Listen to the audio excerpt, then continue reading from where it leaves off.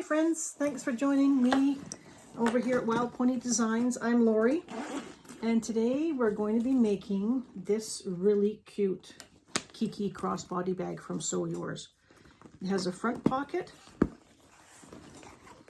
front slip pocket with snaps. Now in her pattern she also has a really pretty turn lock that you can use. I didn't have a turn lock that matched my hardware, so I decided to use the 2-snap method, which works just as fine well. So we've got that. We've got a handle, crossbody straps, and on the inside we've got slip pockets and a zipper pocket. It's a great pattern. I have used the vinyl. The printed vinyl and the purple vinyl are from Melissa over at Sew Yours. My beautiful hardware is from Barb over at Jeannie's Designs. And this absolutely gorgeous lining is lining from Sam's Fabric Creation. I don't think so. Let me hold it up so you can kind of see these. It's beautiful line. Oh, there we are. That's a better picture. So I've got all sorts of stuff here. So grab a cup of coffee. Come join me. Might take an hour or two, but we're going to make this Kiki Crossbody bag today from Sew Yours. Go grab the pattern. Thanks for watching. All right, guys, we're going to start with the back first of the Kiki. Look at this fabric. Look how cute this fabric is, guys. That I'm using. It's from Sew Yours. It's her printed vinyl. And look how pretty those birds are. I just love it. And then I'm pairing it with this gorgeous purple. So the two will come nicely together. So what we want is our back piece, which is piece C and G and H. And we're going to attach these sides using a 1/4 inch seam.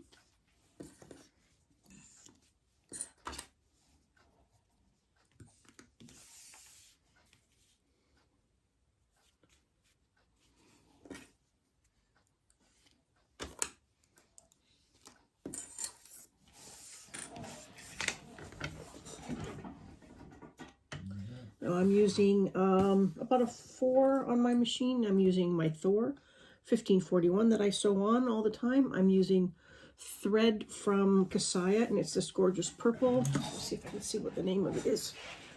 It's called, it doesn't say, but it's a great purple thread. It matches great.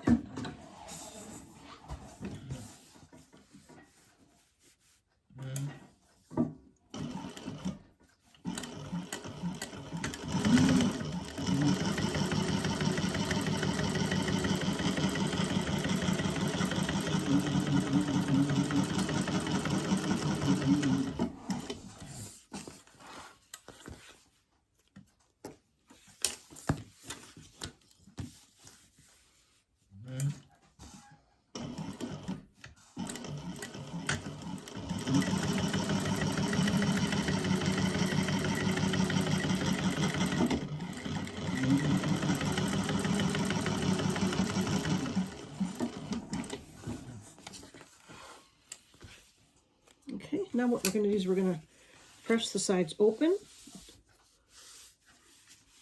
and we're going to do a top stitching on the flap at an 1/8 of an inch with the sides going towards the purple flap, not towards the center, but towards the purple flap.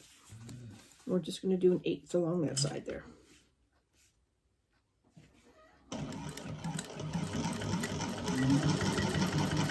I just use my hands to press my seam out as they go down.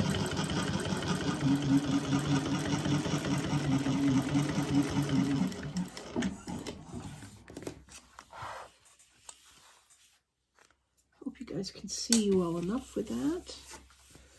My camera angle. I've got it attached to a little rolly cart now. It was attached to my table, but I figured that with the movement of the machine, it was wiggling the camera, so I'm trying something new, but I think it looks okay.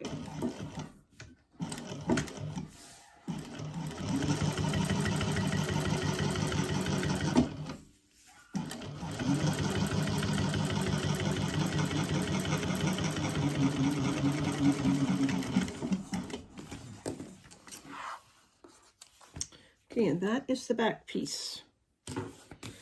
Now we're going to go and attach our stabilizer, which we've cut out using the pattern piece. And we have to attach this stabilizer up from the bottom like it says in the pattern. So let me just measure that. Let me go turn on my heat press, because we're going to have to do that because it's stackable light.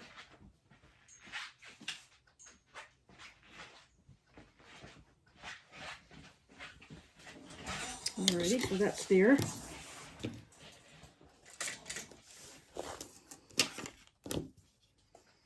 I'm just going to make a little mark here so I know where to place that. Okay, so that's where our interfacing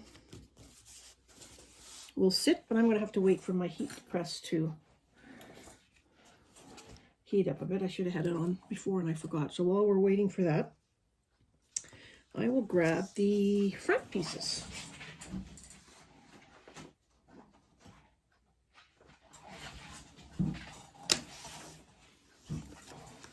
Front piece is just about the same. It's piece D, H, and F.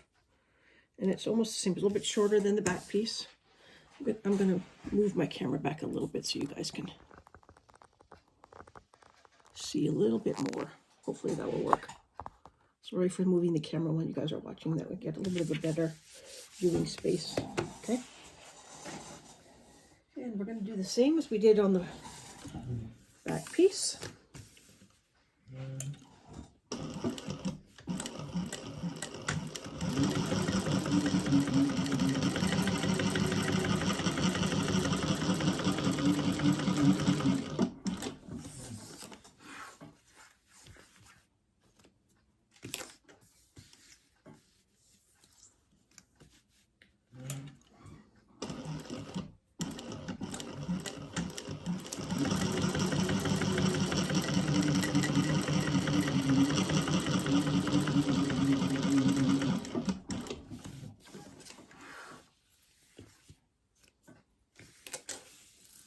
Same, fold it over, top stitch on the wing.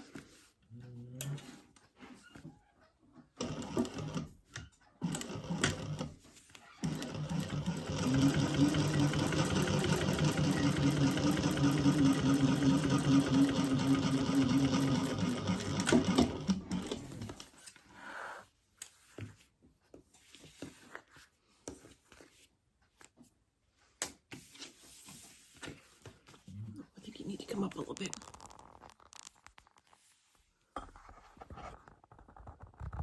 Just a little bit. Sorry guys for moving the camera around. Which takes a bit when you get a new setup. That looks better.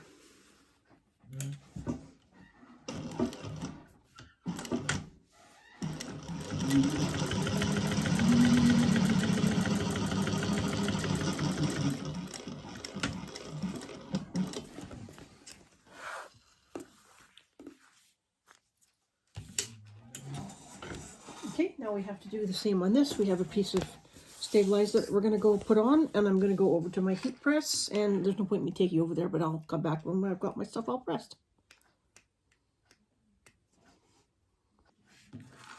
Okay, so that's my interfacing, my stabilizer attached to the back and to the front. It's just so cute. So now while we're at this stage, I'm going to add my tag, my handmade tag. So I'm going to, there's a measurement on the pattern, so I've made my measurement. I've made my marks. I'm just going to put a hole through there so I can get my tag on the front.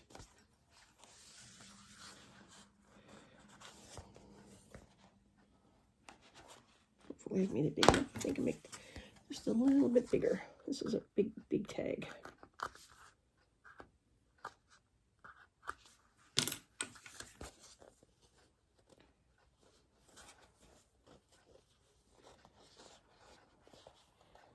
No, there's a hole there somewhere.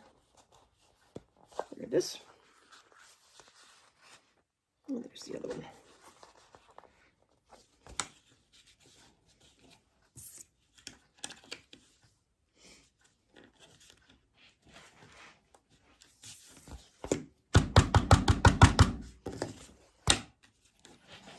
Okay, I'm just going to put a little bit of tape over that.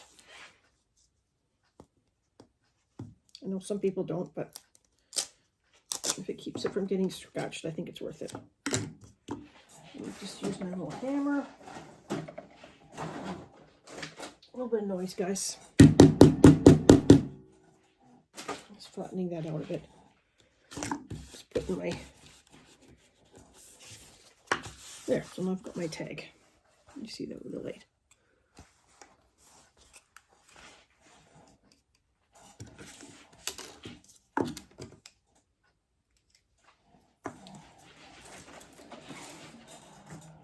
Alrighty.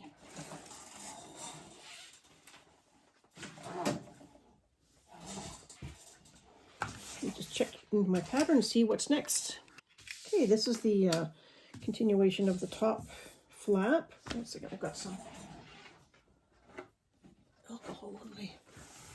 Now this is where you have to decide. The pattern shows a turn lock on the front here. I don't have a turn lock that matched my hardware, so I decided to go with the 2 magnets. So at this point, install your magnets. The pattern piece has the markings to show you where to install your magnets for the flap. So I've installed mine per the pattern piece because I don't have a turn lock. So now we're going to take the right sides together, clip around,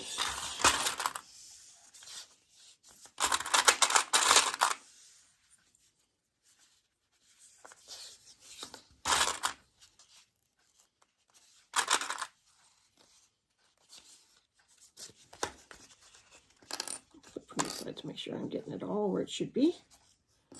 And we're just going to do the curved side, not the bottom, because we're going to turn it.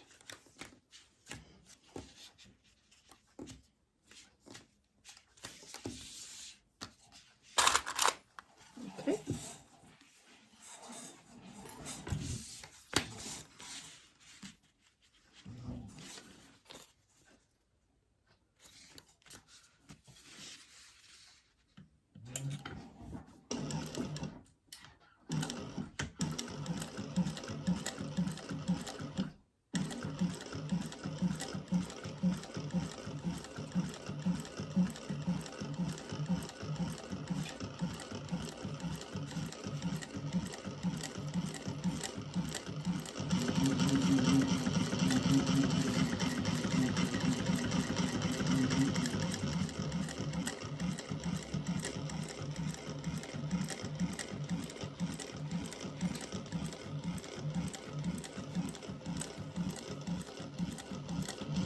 It's going slow. Okay, and before we turn it, we are going to just trim a little bit of the seam allowance off.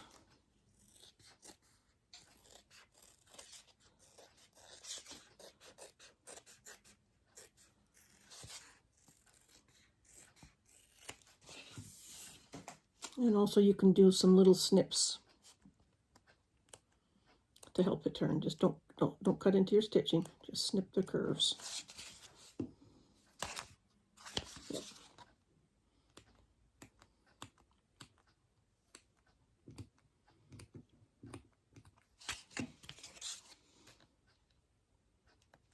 Enough there. Let's see. A couple more. Okay, now we're going to turn right side out.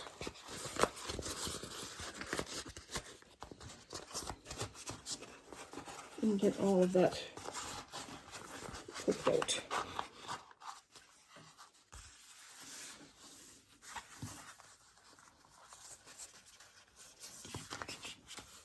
Now I'm just going to take mine over to my iron and just give it a little bit of steam. This is waterproof canvas, and this is vinyl, so I can't do it from this side, but if you have a pressing cloth, you can. But I'm just going to go over to my iron here and give that a little steam.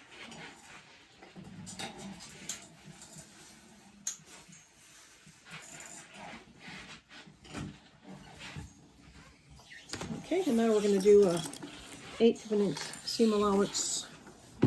Oh, that was my finger. That's good though. Just caught it. No good. We're good. And we're going to do 1/8 of an inch all the way around. Top stitch.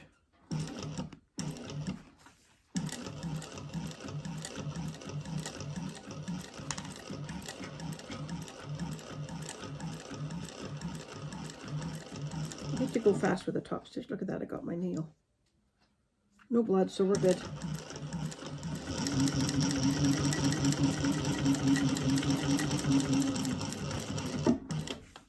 My magnets want to stick to my table.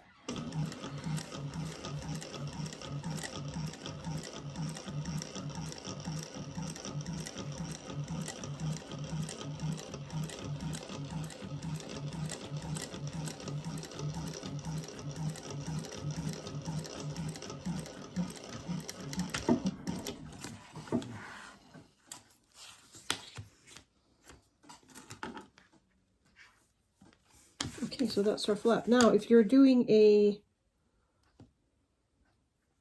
it got me, but it didn't get me bad. Just got my nail. So you've got to be careful.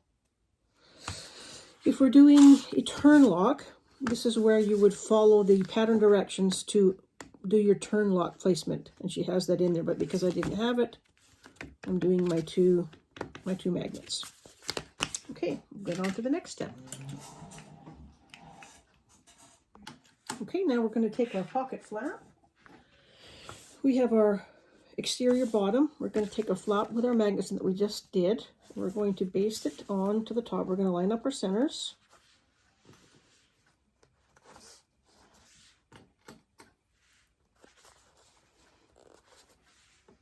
Right sides together.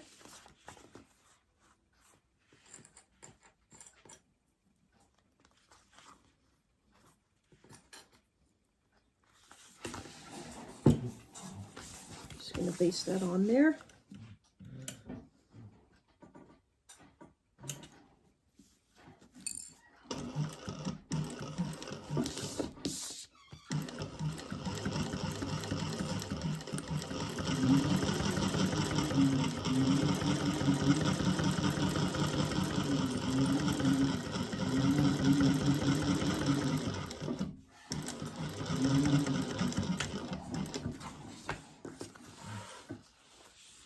Okay, now what we're going to do, we're going to take our pocket lining piece and we're going to line up that pocket lining piece.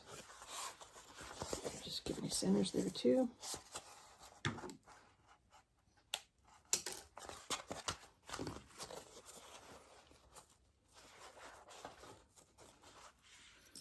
Line that up. Oops, that's not quite right.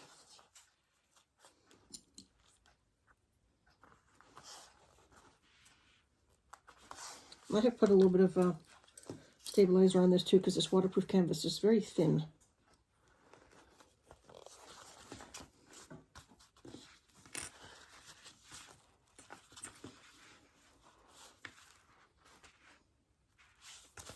Which side do I want to sew from? I think I'll sew from this side. Now we're going to sew that on using the seam allowance that's in the pattern.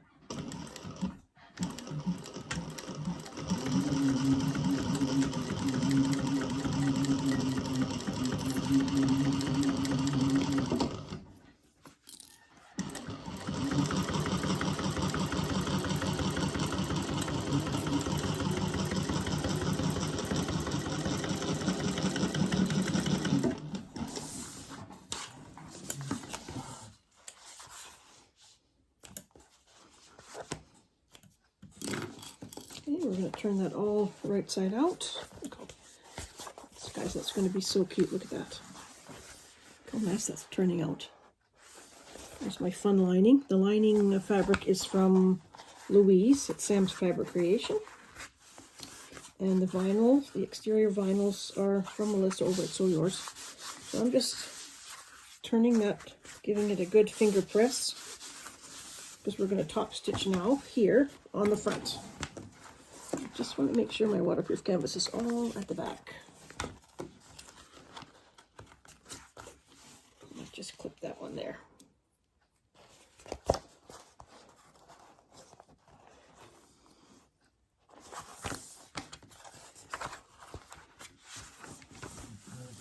I might just go up one notch for that one.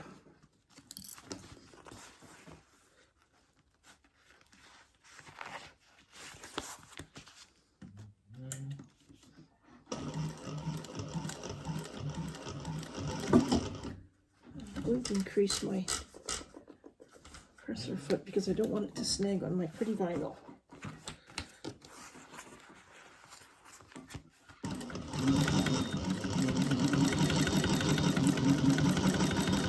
Sorry guys, that's my heat press beeping at me.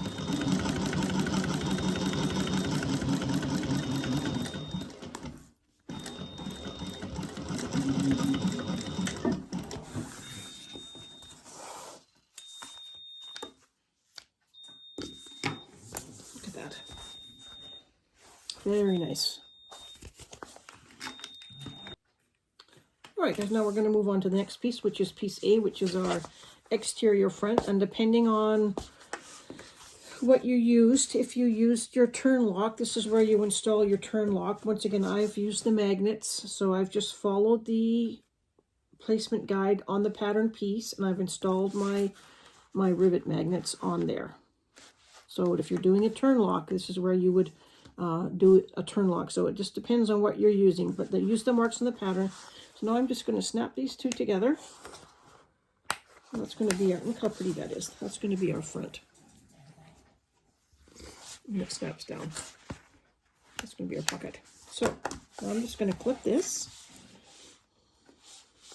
I think I'm going to do it from, I'm going to sew from that side, I think, so I can see it a bit better.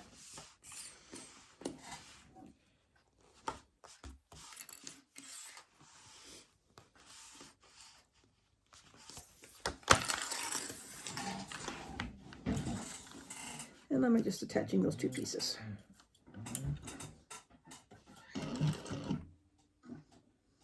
I need a bigger single ones. Just a bit bigger.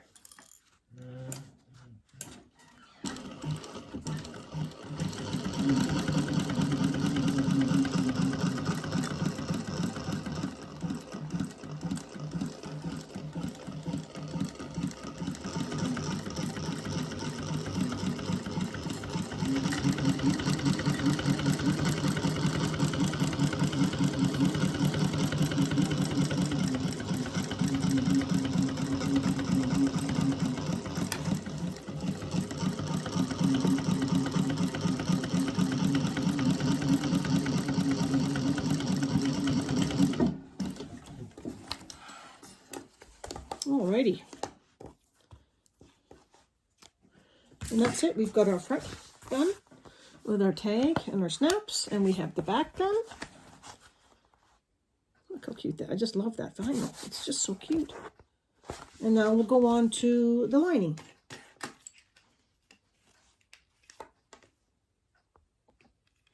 So now we're going to work on the inside lining. So the pieces we need for that are piece A, which is a lining piece. We need our zipper with our zipper pull.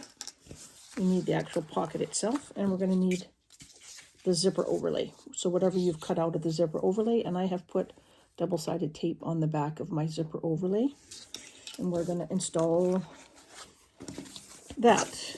So what I'm going to do here is I'm going to take some double-sided tape, and it's the short side of this that you want. So it's not the long side, but the short side. We're going to put some double-sided tape on that.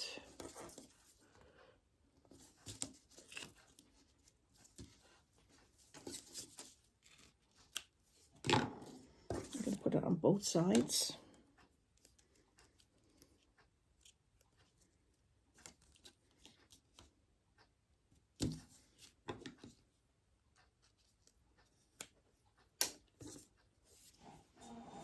We'll need more tape in a second, but this is what we need. So take your zipper.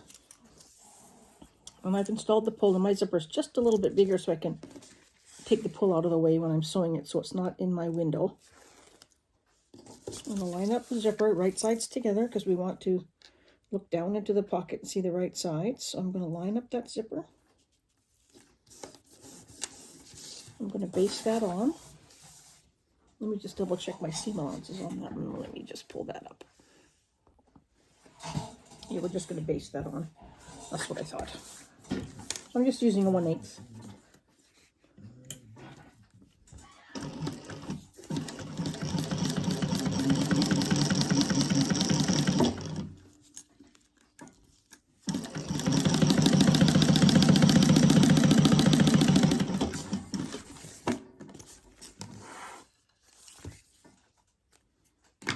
we're going to do the exact same to the other side. So I'm going to take that double-sided tape off. And I'm going to take it to this side of this. So I'm just lining up my sides, making sure everything matches.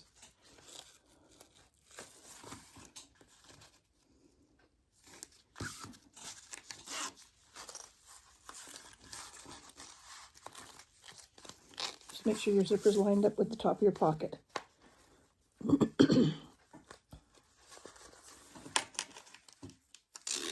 And we're going to baste that side on.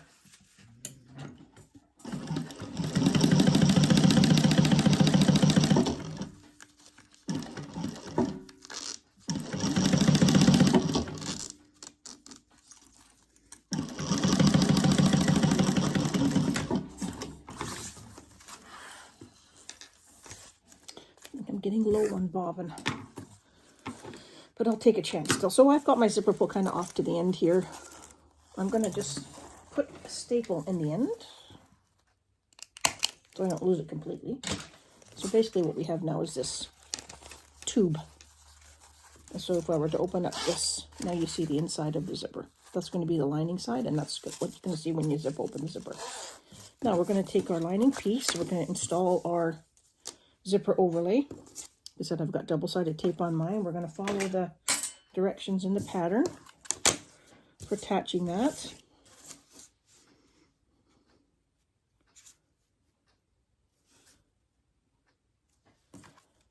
Just have it centered. Just find the center of this. I should have given that a little squeeze first.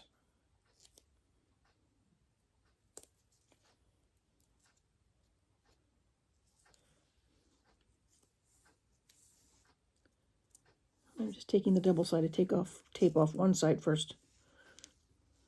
Line that up. Do a little visual. It looks good. I'm going to move you back just a bit, so close your eyes if you get seasick. I think you'll be able to see a little bit better. Oop, hang on. Okay, I think that's a bit better.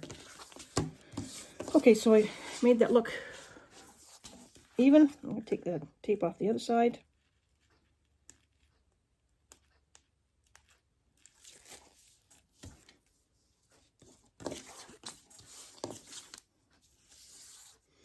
Okay, and now we're going to go ahead and sew around the perimeter. I'm going to leave my stitches long because I'm going to pull them through. We're just doing a top stitch, just a basting stitch.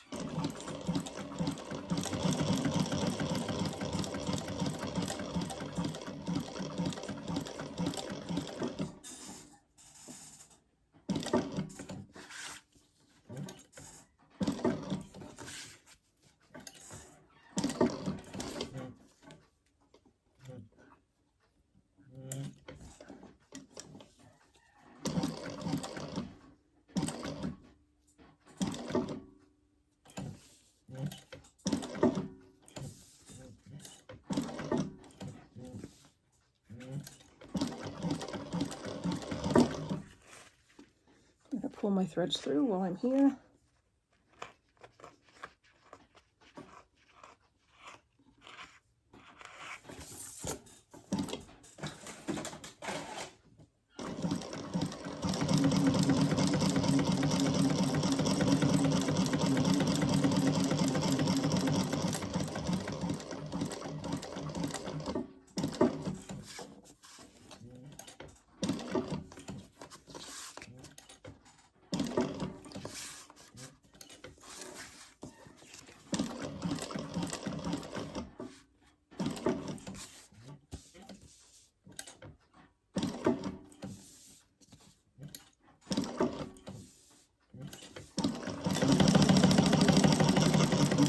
Okay, and I'm going to get that needle right down into the hole of the very first stitch that we made. So it'll be a seamless, I gotta turn another light on here. There we go. People won't know where you stopped and where you started.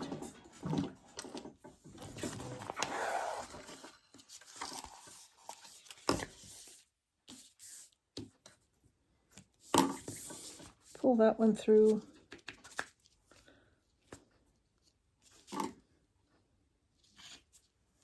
Now we're going to tie these off.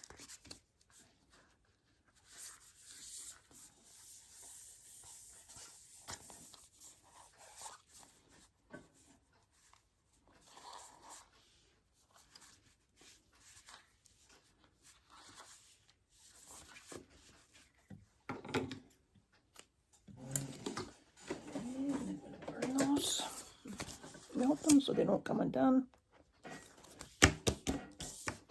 And there you have your zipper overlay. And you can't see where you stopped and where you started. Now what we're going to do is we're going to go to this. We're going to cut through here. We have to make a hole in this now. So we're just going to cut through there, and I'm going to work from the back. And this is where I like to use my duckbill scissors. These are made for embroidery, but they have this little, they're designed to be cut flat, not at a side. So these are perfect for this. I think mine are getting dull though, because I've been doing this a lot lately. There we go. I'm just going to cut around behind our zipper overlay and take out all the extra lining. So basically we're creating a hole for the zipper.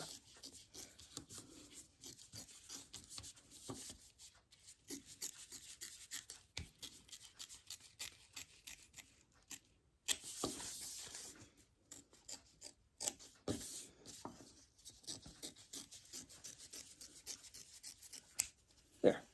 So now we have a hole where we're going to put our zipper. Cut away the back. Now I'm going to need a little bit more tape.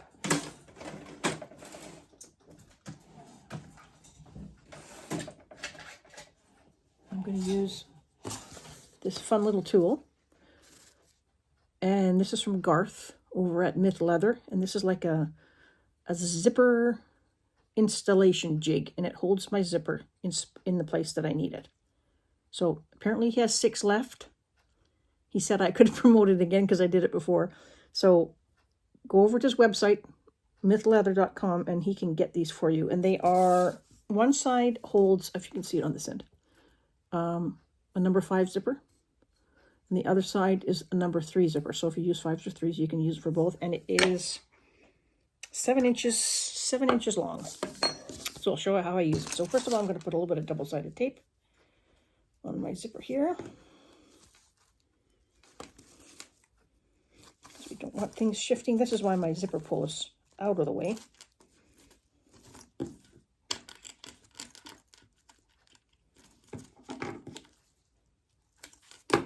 Piece on the other side. Oops. Getting away from me here.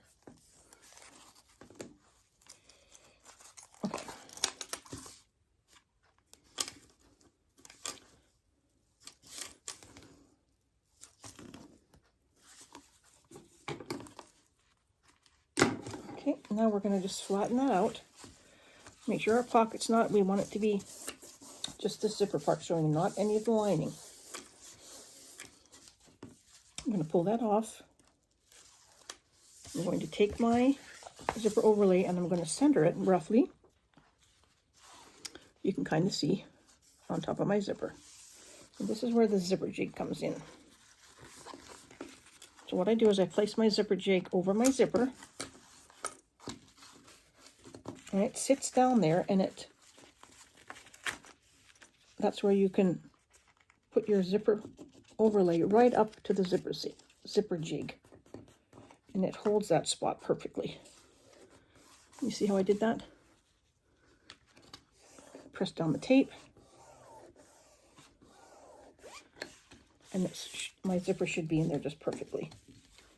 Take that off. You can see how that zipper has lined up perfectly with that zipper overlay. So now I'm going to sew that top piece on.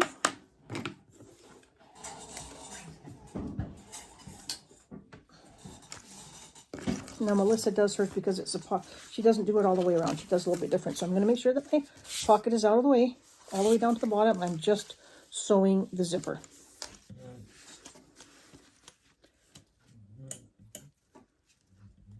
I'm going to try and start about 1/8 of an inch back.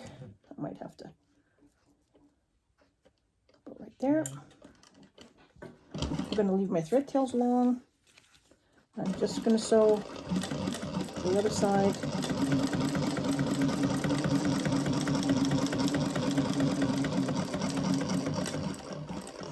Just 1/8, and I'm going to leave my tails long.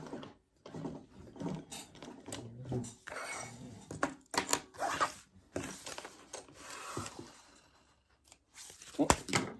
Pull my tails through to the back.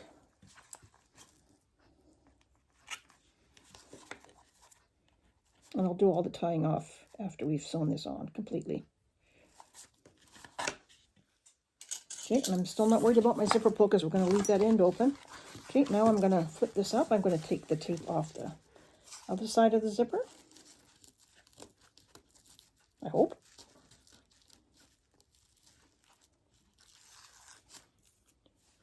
Now we're going to flip this pocket up to the top now. We're going to roll this back down on it. And I'll put my zipper jig on there once again, just to make sure everything stays nice and even. So I slide that in. And I'm going to lift the zipper overlay and just place it right next to that zipper jig.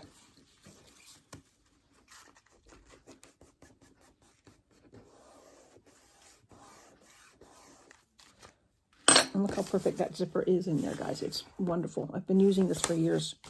So Garth over at Myth Leather Co. has 6 left the last time I talked to him. Now we're going to do the same thing on this side, making sure our pocket is going up because we don't want to sew our pocket. Just trying to get that needle down about 1/8. Again, leaving long tails. I'm sewing this side on.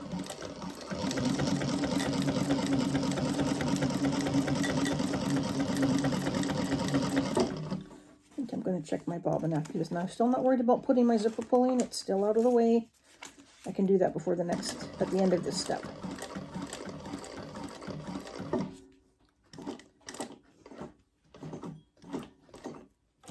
And just 1/8. Okay, long zipper tails. Pull that one through.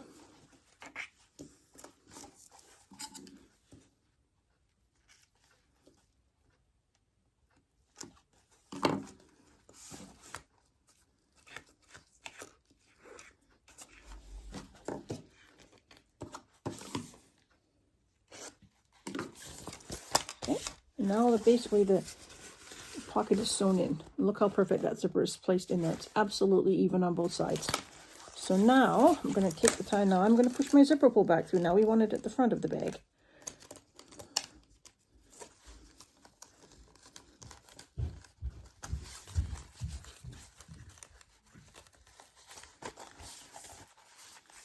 It's much easier to sew it flat when the zipper pull is not in the way.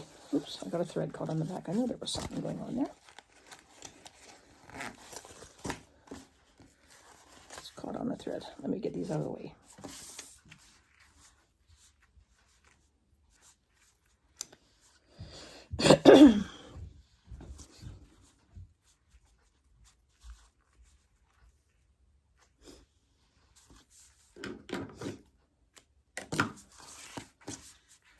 Might as well tie these now.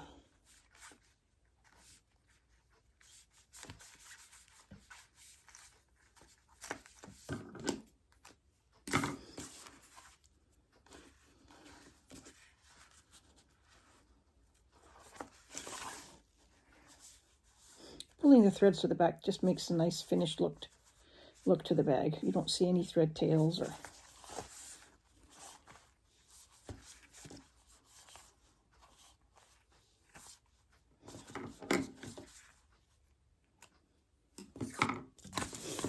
okay, just locking those in place.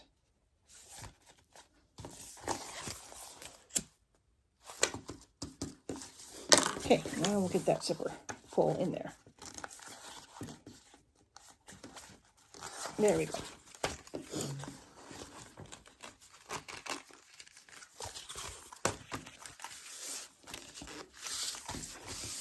That's what it looks like so far.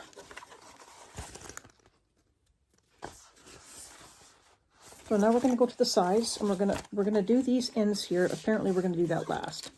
That's the way she's written the instructions. So now we're going to go down, and we're going to sew up the sides.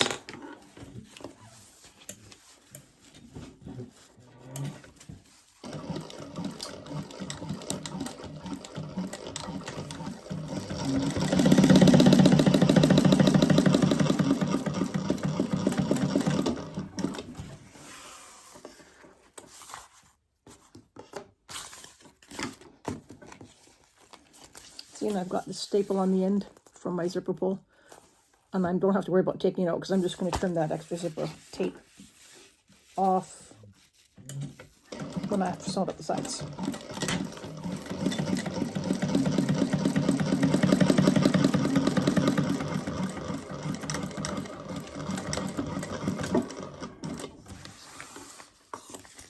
Okay, now I'm trimming away that extra zipper.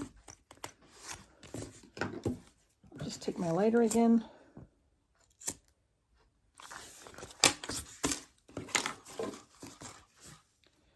I'm going to check my bobbin because I think it's getting pretty empty.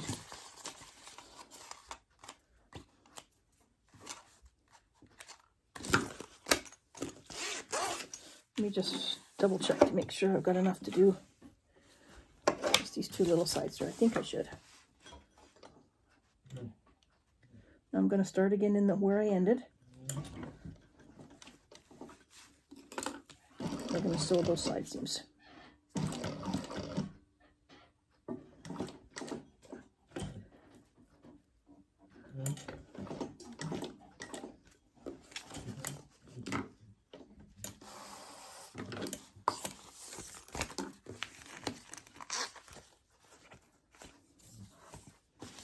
And this side as well. I'm just putting my needle down right where I ended. Even long tails. Ooh, careful. The machine has a mind of its own sometimes, I tell you.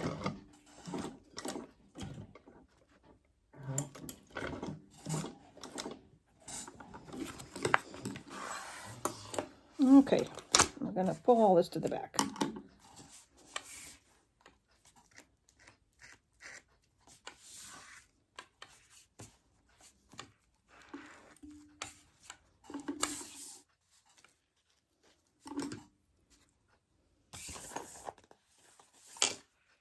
I don't think I had bobbin there. I think it's not there. Nope, I was wrong. I should have changed the bobbin. That was it, I think.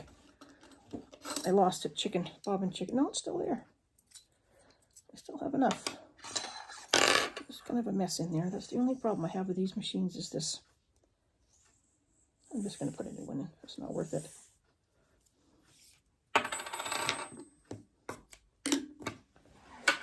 I do have problems with the bobbin unwinding, and I don't know if it's because of the thread is so sturdy. Oops, that's not what to do. I always keep these little, you know, because if you let go of this thread, it pops off the bobbin. So I have these baby hair ties that I use just to hold it while it's sitting around so it doesn't come unravel. And they're just from the baby department. Little baby hair ties. See, as soon as you let go, see, it likes to unravel. I hate that.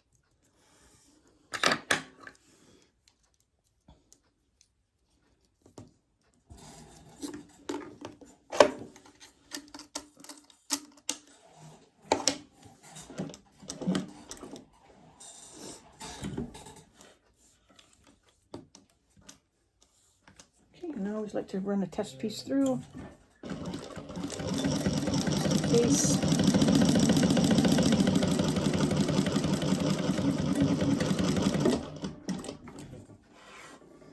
I'd rather it messed up on here than on my bag.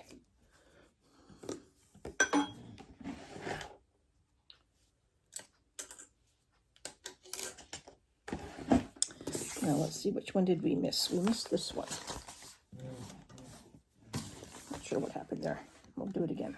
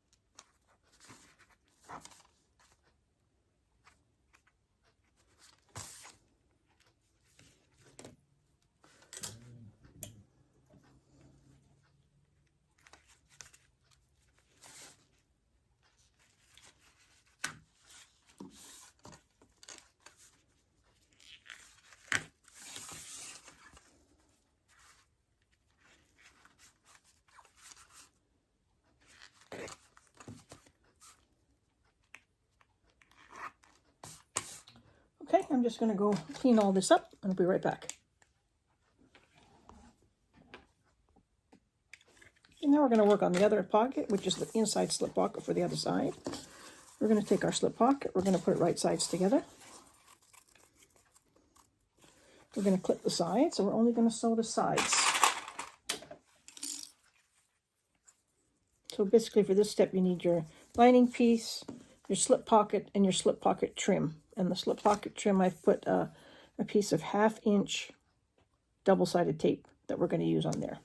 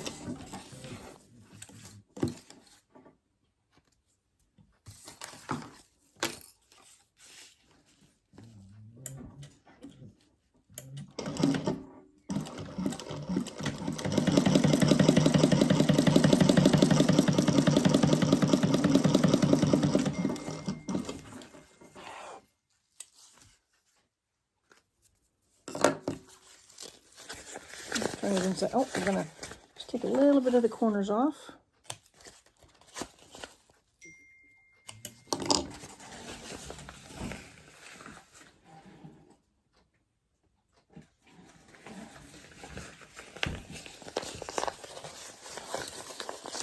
Turn it, poke out your corners.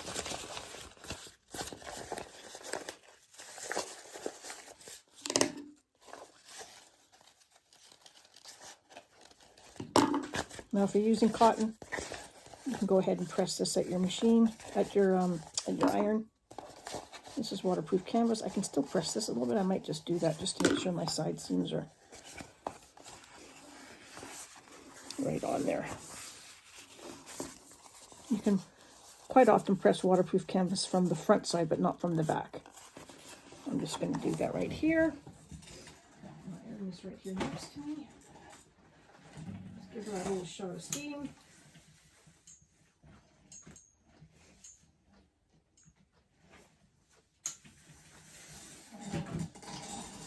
Okay, now that that looks good, we're going to just sew across the bottom, just at 1/8.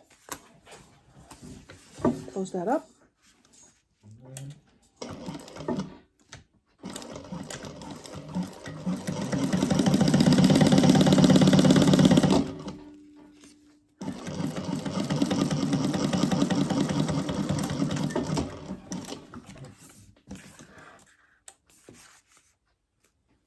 Now we're going to take our side that we just sewed, the open side, and we're going to take our pocket trim. We're going to peel that off, and because if you don't have a 1/2 inch, just go ahead and mark your centers and put whatever tape that you have, and I'm just going to lay this, and there will be a little bit of an overhang. I'm going to lay this right up there to the edge of the tape.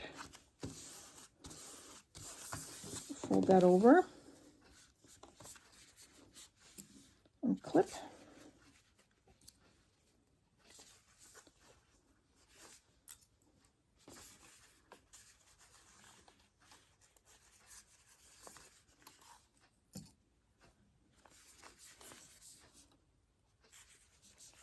And we're going to sew the seam that's mentioned in the pattern.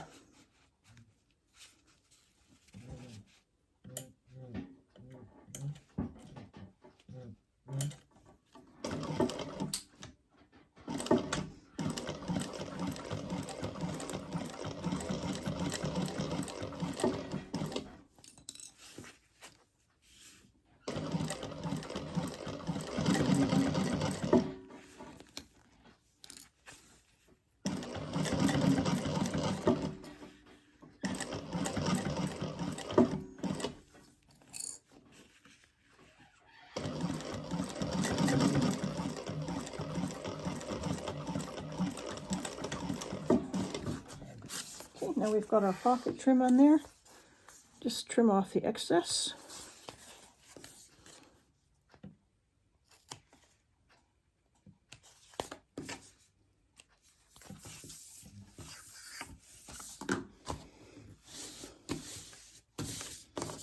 That's our pocket with our trim on.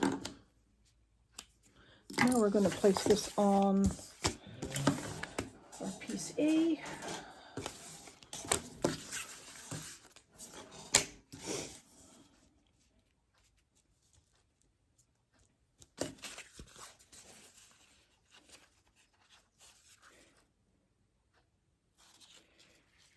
Right there. I'll pin this. I don't know if my long clips will reach. They might. No, they really don't. I'm actually going to just put a couple of pins in.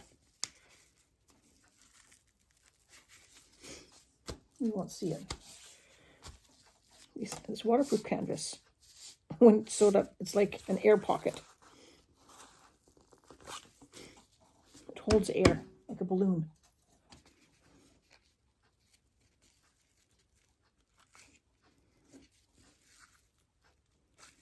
And little quilting pins. Don't like that too much.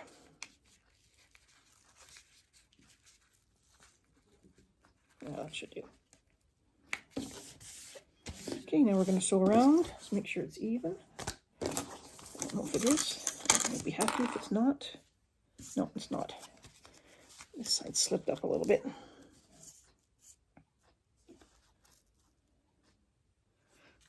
I don't like that. That's better. Let's just hold it right there.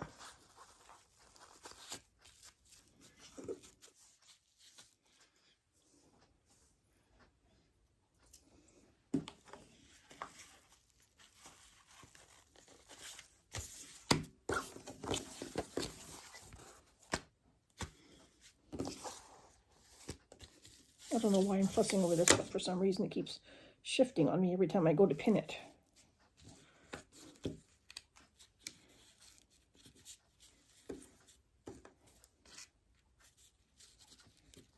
Maybe I need to go this way. I need to get some of those magnets. That would be very handy that you can... I have some magnets here, but they stick to my machine when I'm trying to sew, and it just doesn't work. Okay.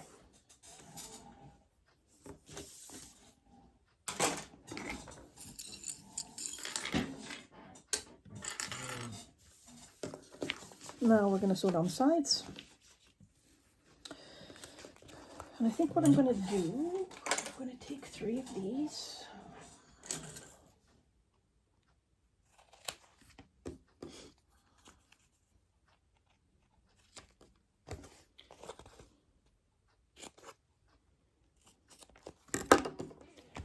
Putting a little bit of Decaville Heavy at the very bottom where it might pull, if that makes sense. It should get it under there. No, it did not. Just a little piece right under. Perfect.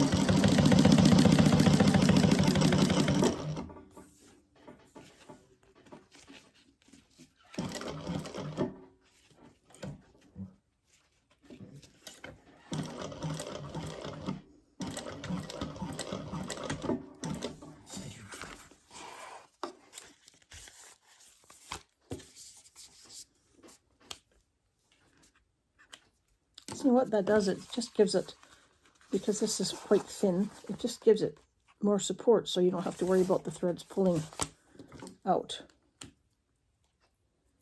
I think I can take these out now.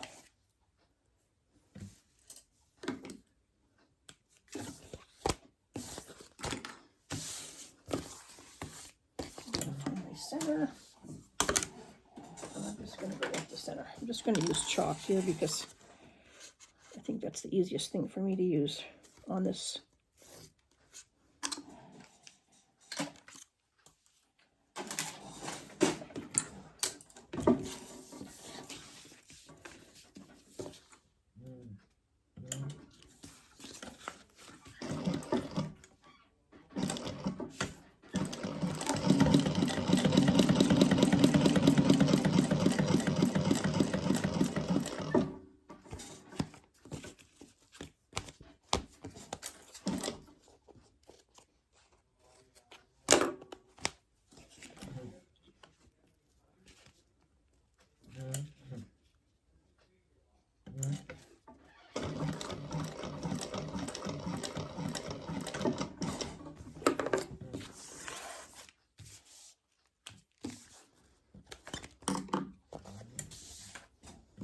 Keep a little piece next to my machine. Alrighty, so that is our slip pocket. I think I've got everything tied. So far we've got, so that's our lining piece.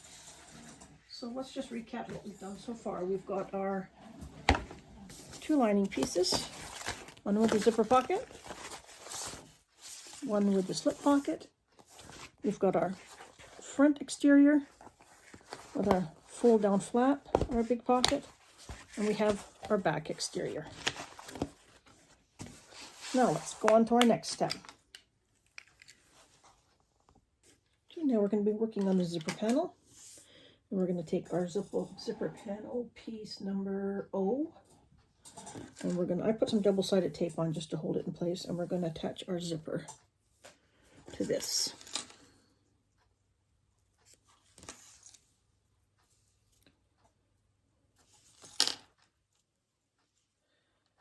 This piece already has my zipper. This is the big zipper, and I already have installed my 2 zipper pulls. Okay, we're going to base that on.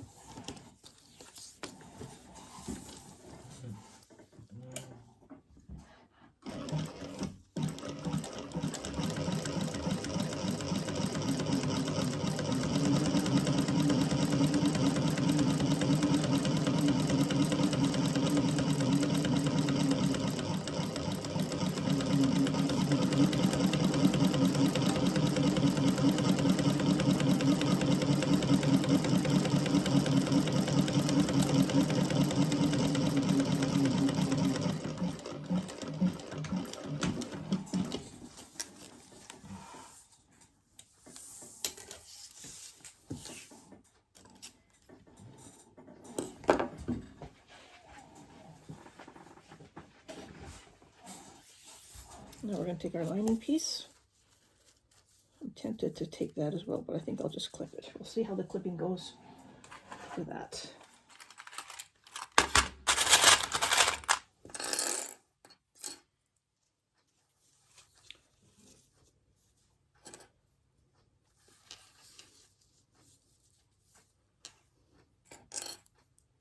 Should be okay.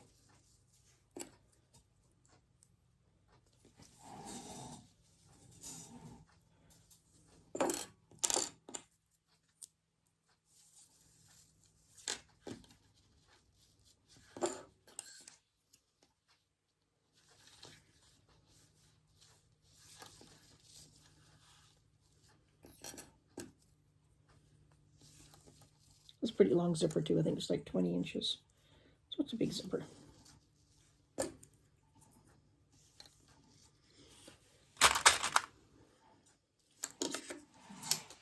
And we're going to do this one with our full seam allowance.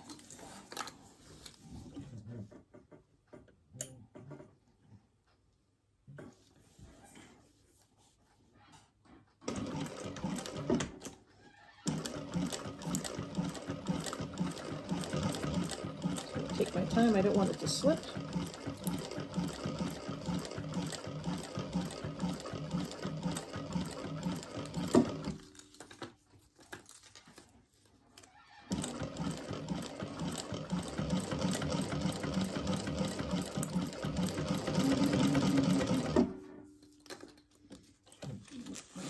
those out of the way.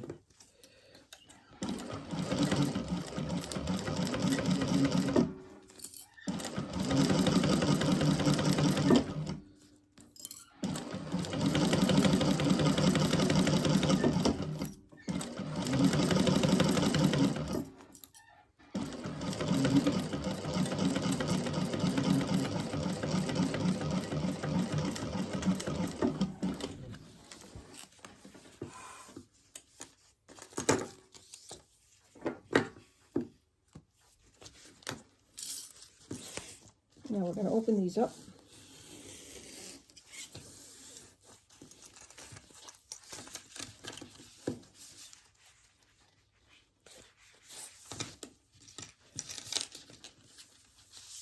I'm just going to finger press this open because we're going to top stitch this now. I might take mine to the iron. Is my iron on? Nope, I guess I won't be. Iron's not on. Just going to finger press. Trying to get this out away from the zipper. Because we top stitch, we don't want to make it smaller by top stitching it without it being where it needs to be.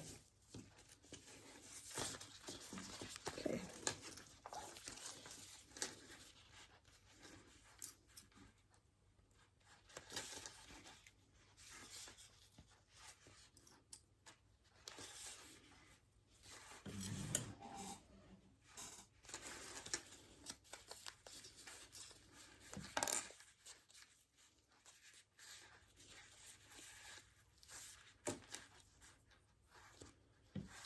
My longer clips might be better for that. Let's have a little see. Sometimes using different clips for different things makes sense. I think I like the longer ones better for this, because it takes it right down to where the zipper is attached, close to the teeth. See that? Just kind of holds it a little bit better. Well, that's what I'm going to use.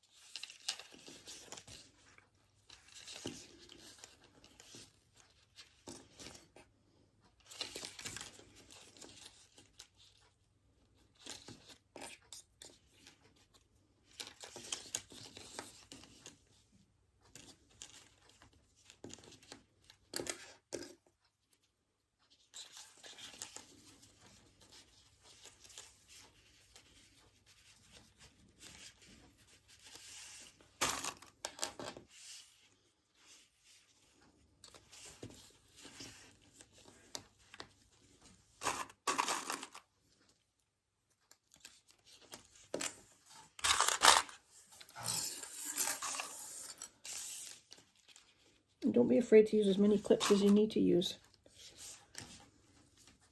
Put a couple more in just to be on the safe side.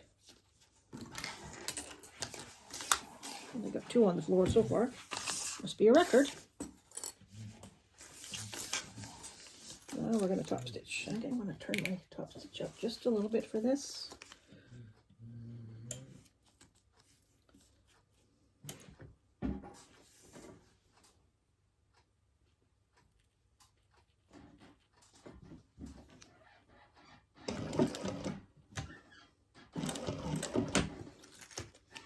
Okay, I'm just going to take my time top stitching, make sure it's nice and even. Not pulling, but just keeping that fabric taut so that my zipper stays even. I'm not yanking it one way or another.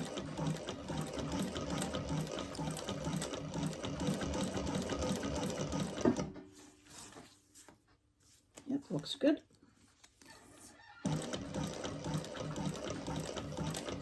Keeping my finger down there to put a little bit of pressure on that seam.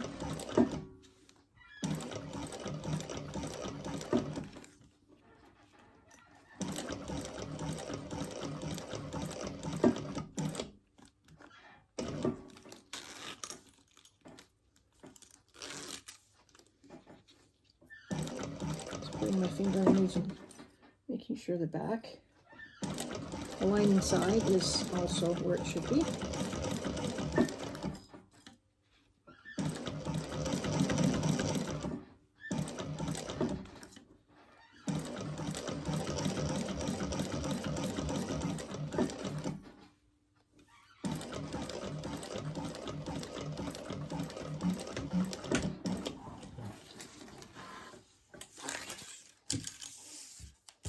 good.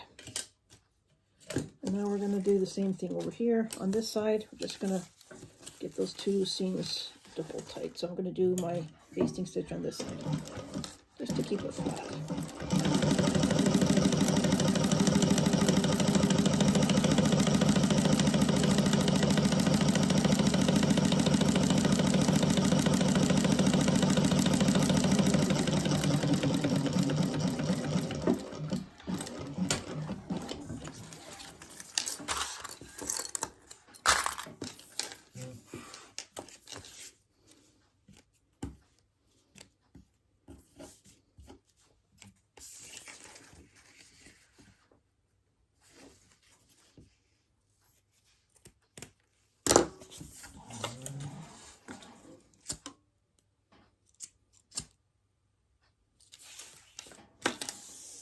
Okay, that's one side, and we're going to repeat that on the other side. I think we're doing this one.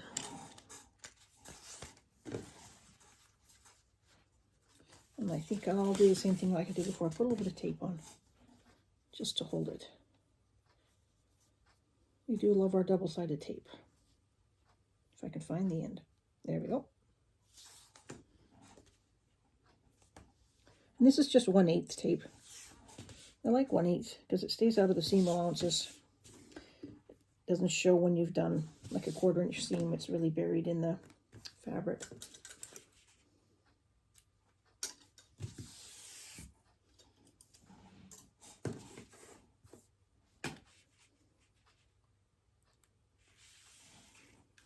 Okay, I'll do the same on the other side.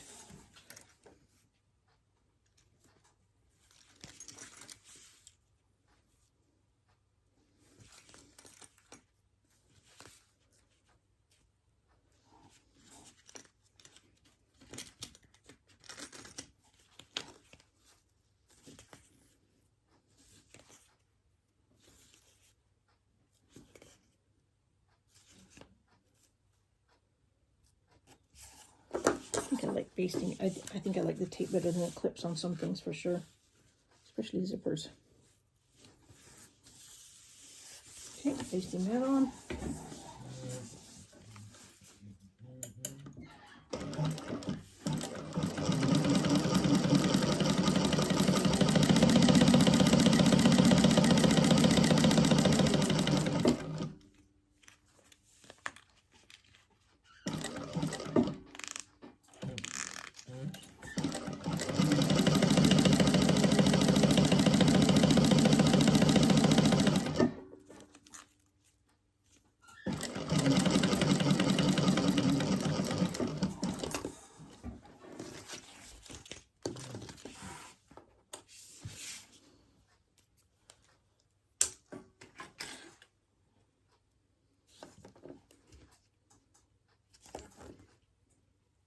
I'm going to tape as well, so I don't have to use so many clips.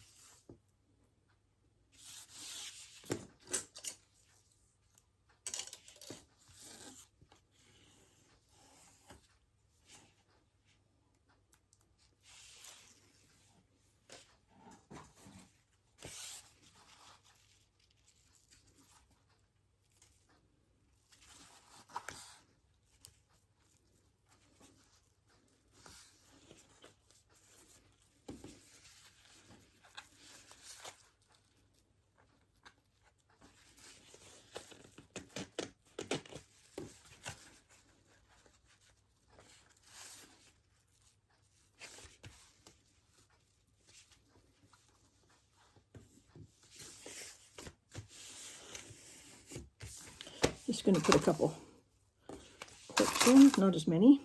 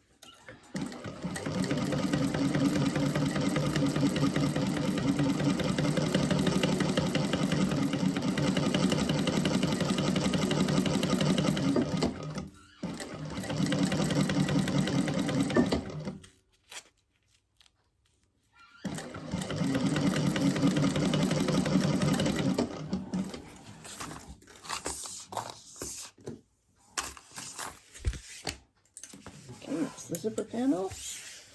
And we're going to do the same thing. Turn it over, top stitch. My Aaron might be hard enough now. I can give this a little press.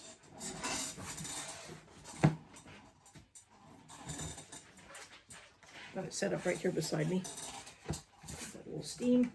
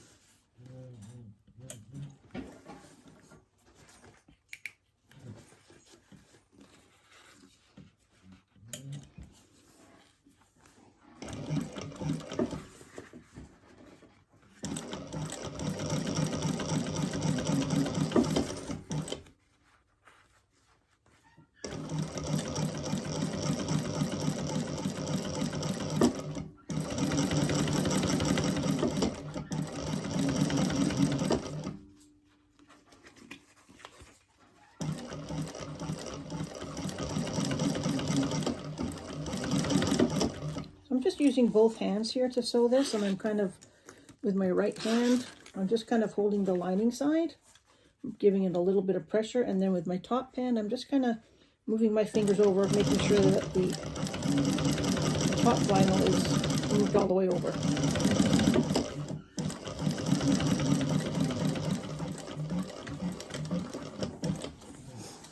That should have given us a really nice even top stitch.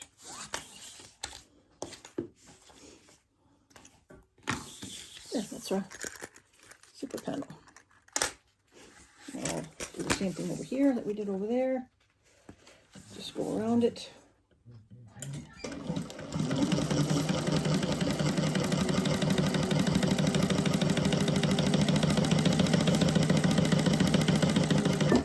Just hold both sides together.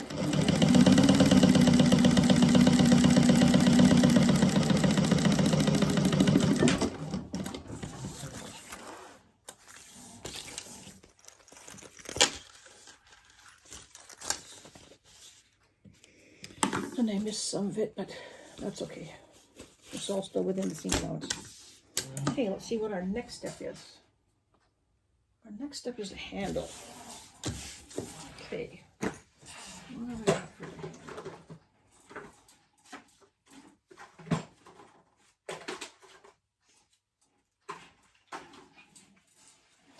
I've got a handle and a handle overlay.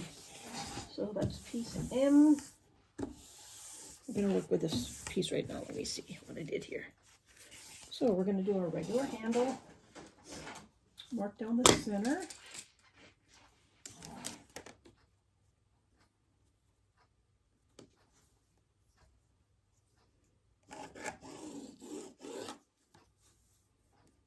I'm using Barb's purple pen from Jeannie's Designs. All the hardware that I'm using today is also from Jeannie's Designs.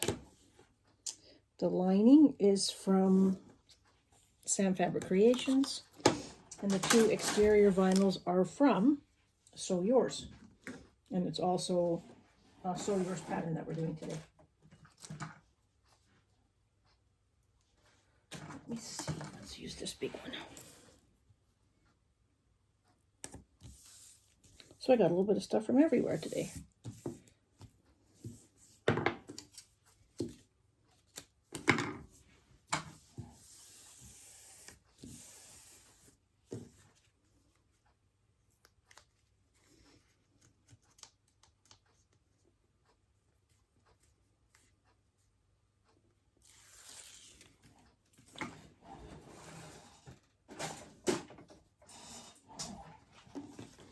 Moving that into the center. This is just a single fold handle that we're making.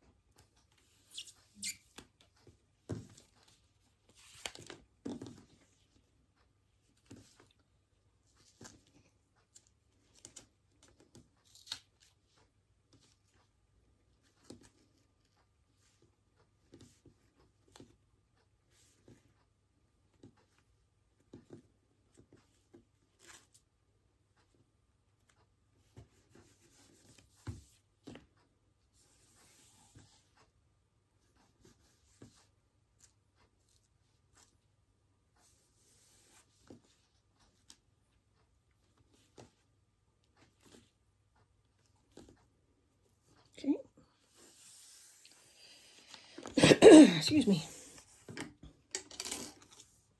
Now we're gonna top stitch down on the bigger seam allowance.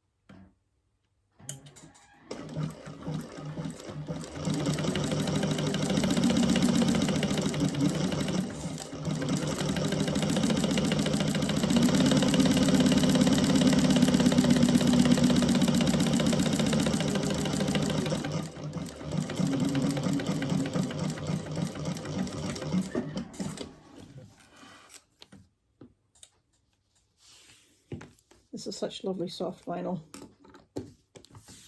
Really soft, nice, and has a really good feel to it. Okay.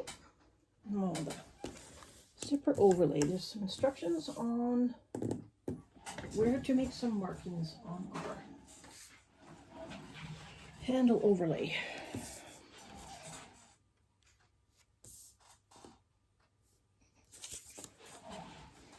Like those.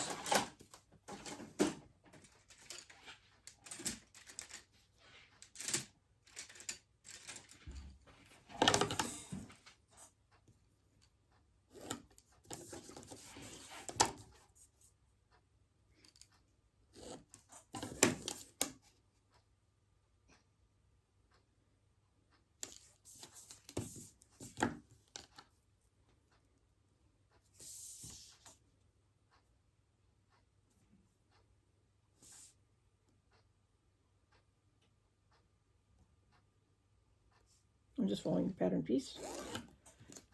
There isn't really a right or wrong for this. I hope that little bird shows up because it's in the, would be in the perfect spot. Okay, let's see here. Double-sided tape.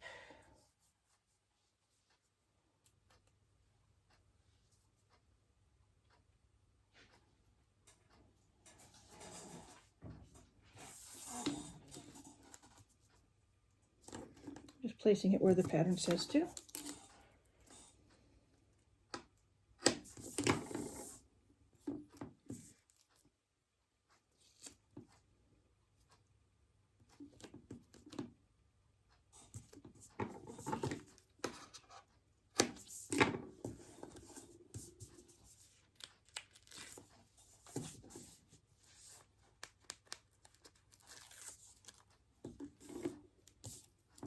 I think this is 1/4 inch that I'm using. Yeah, this is a 1/4 inch.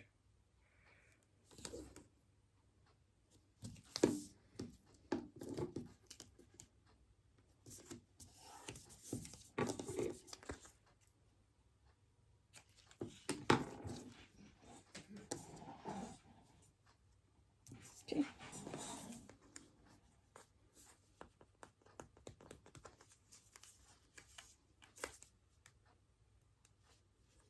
Get this off yet. Oh, there we go. Now we're folding this in to that line. So there's one end in. Now we'll go do the other.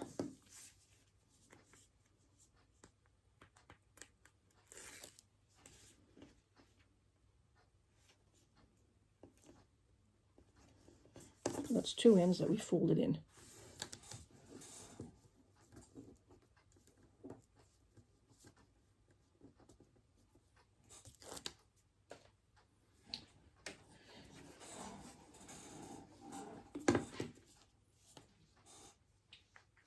Probably should find my centers. I don't know if I can do that top and bottom. I think I will, just to be on the safe side.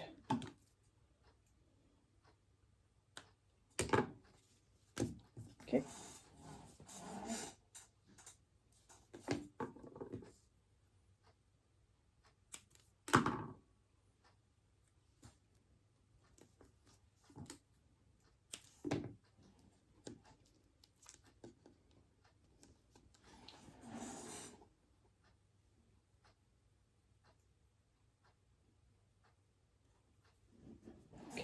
we are taking our handle.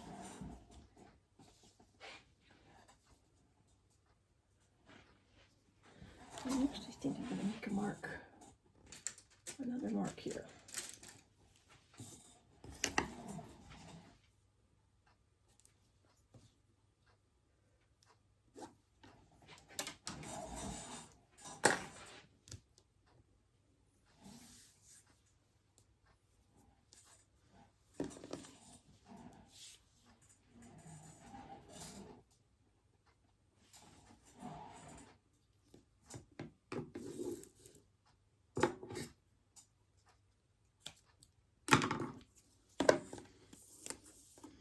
Now we're placing a piece of tape at the center,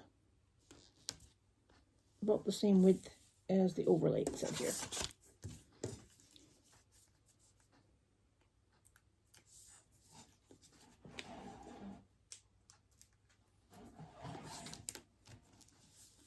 Now we're going to take that off.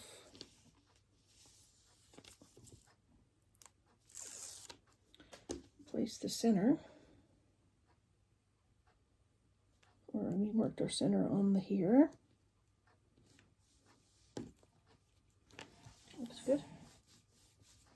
So now we've got the wrong sides up on the handle and the overlay. Let me just check my pattern, make sure we don't have to sew anything here. Okay, now we're folding this top piece over. And clipping.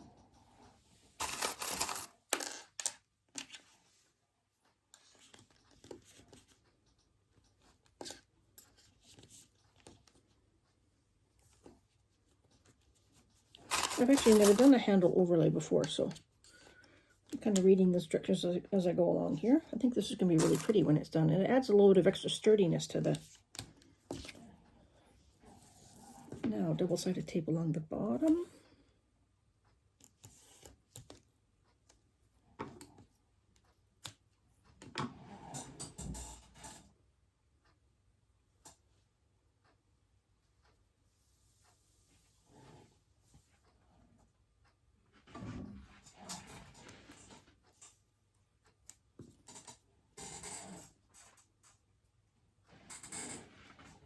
Now we're taking this bottom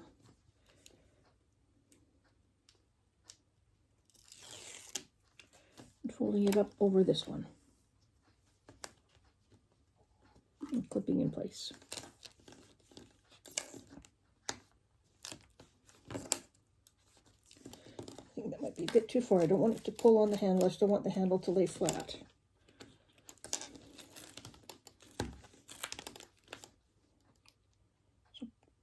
Don't yank it too far. I think I pulled on it too tight the first time. Let me do this side. There we go.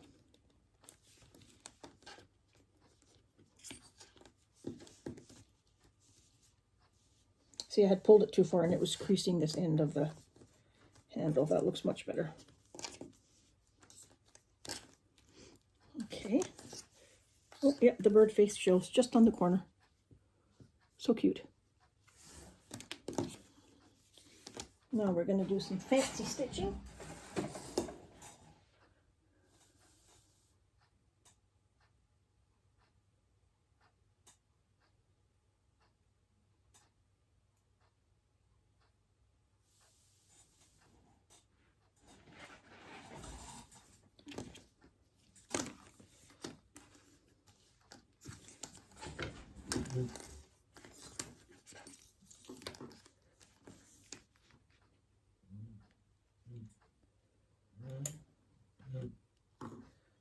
I'll start here. I think I'm going to not backstitch. I'm going to pull these through if I have to.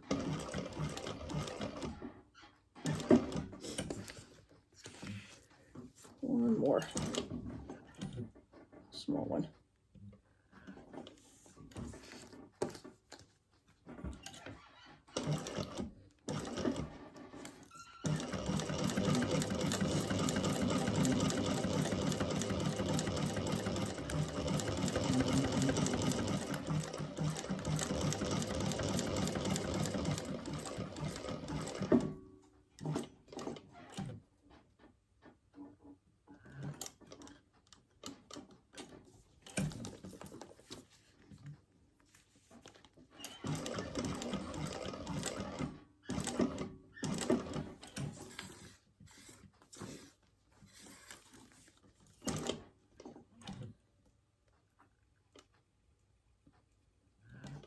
Trying to make sure I get that 1/8 of an inch.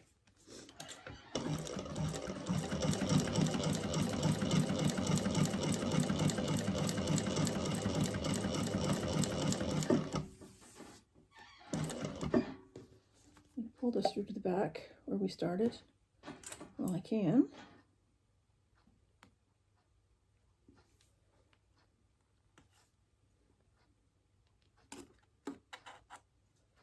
Okay.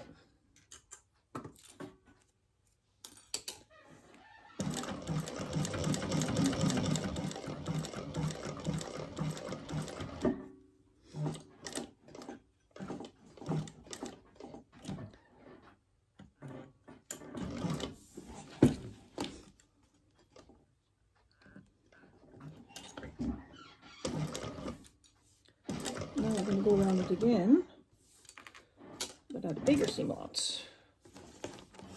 I don't know why my machine keeps, it's probably operator error.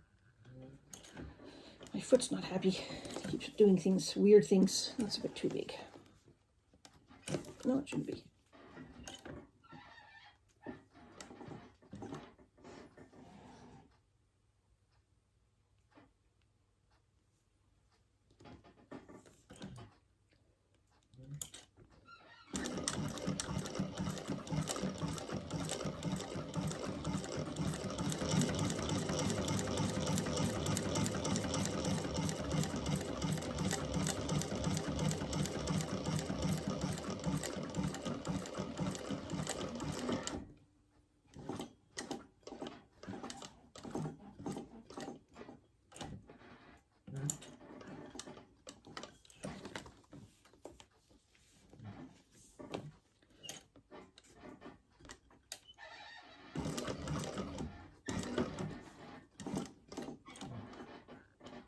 So what I'm trying to do is I'm trying to line up my overlay 1/4 inch.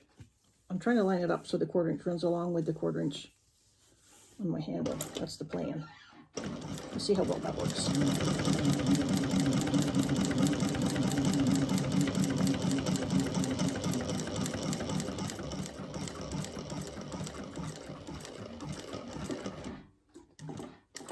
Not bad. Not bad at all.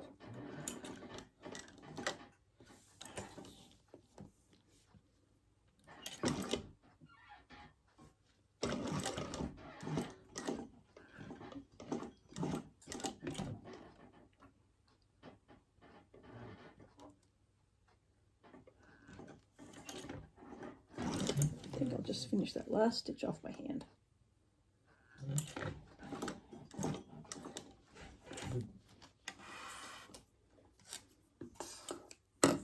I can pull this one to the back.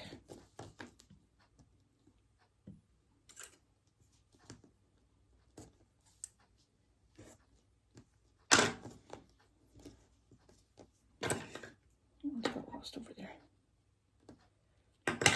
Okay, now I'm going to tie them off.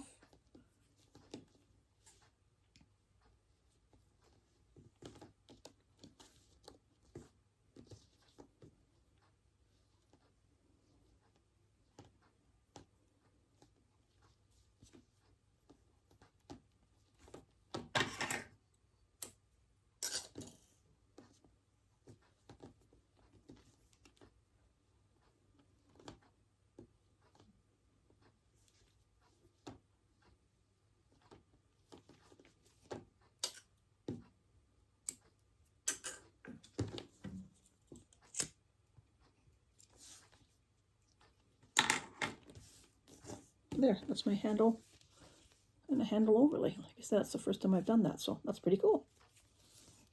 I like it a lot. Okay, let's figure out what the next pieces are. Okay, now we're going to work on attaching the handle to the zipper. So there's marks in the pattern that we're going to follow. Go ahead and mark what's in the pattern, and we're going to place this on here. And I'm just marking down. It has to be down a certain height. I'm just going to give myself a little bit of a visual. I'm just going to, something that can be removed. And I've taped my zipper pulls up out of the way. I thought that would be a lot easier. So I'm just making just some little marks for me to see These can be wiped off, it's not a problem. Just so I can see where that's supposed to go. Now we're supposed to put our D-rings on here. I think I'm also going to put some double-sided tape on this. I think it's going to be a lot easier to keep it in place if I do that.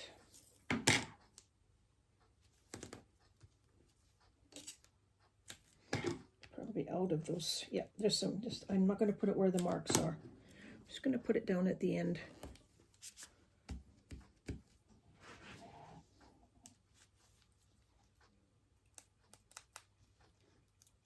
Okay, so what we're going to do is we're going to take our end and we're going to line it up at the bottom, the sides, at my little marks that I made.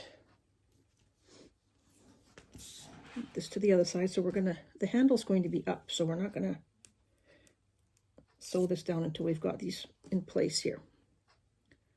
So again, right at the end.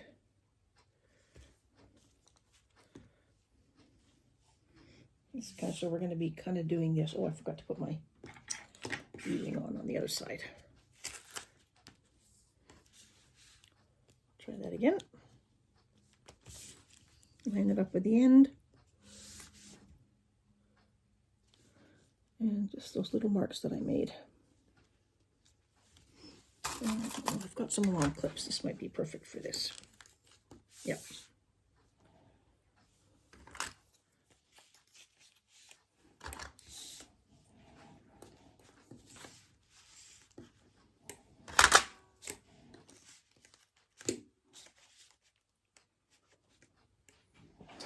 Now let me just check.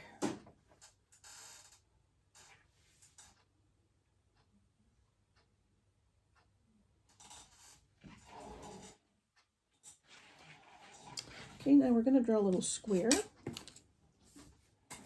Not draw. We're gonna sew that little square that we drew earlier.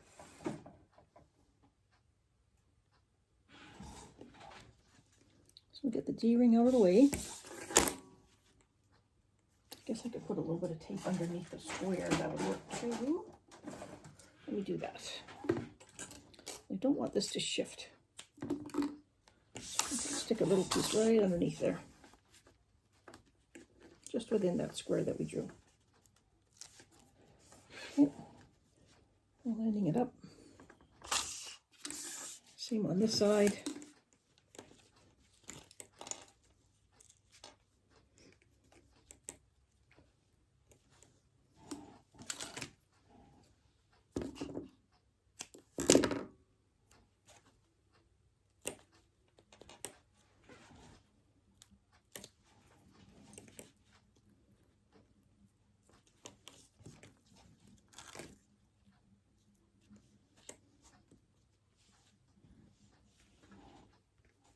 Okay.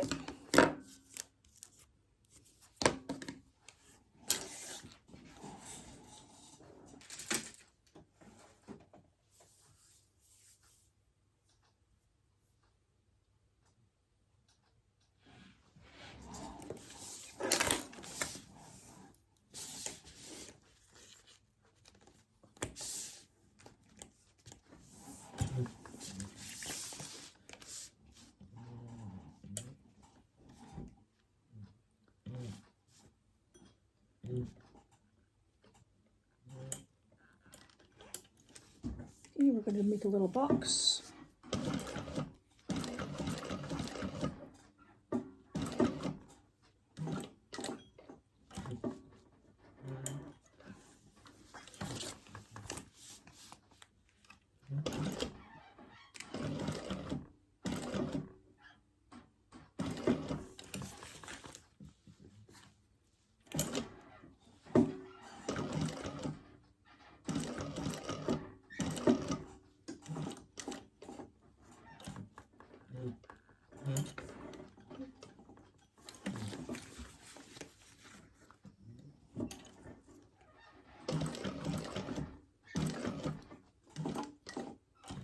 I'm going to go right back down into the hole I began in.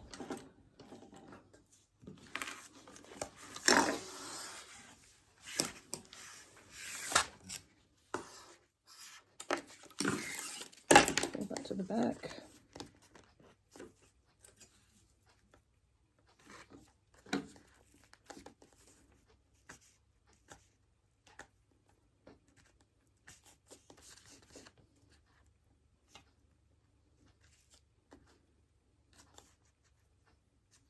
know I can see it. It's there. I just can't get it.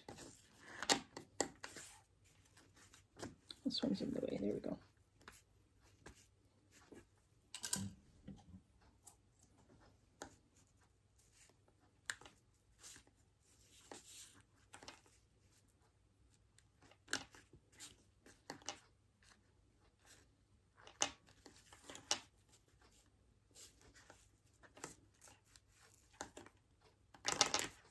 Does not want to come up and take it something stronger here.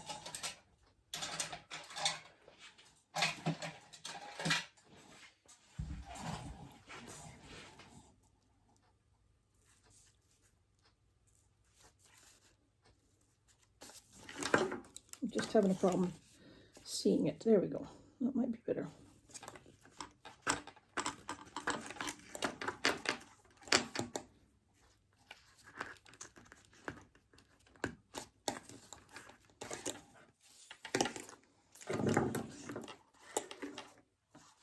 Who knew this would take so long? Oh, there it is.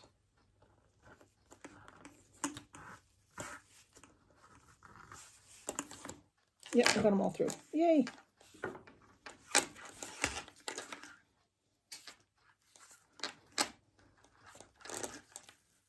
It just looks so much nicer when the threads are pulled to the back. It really does.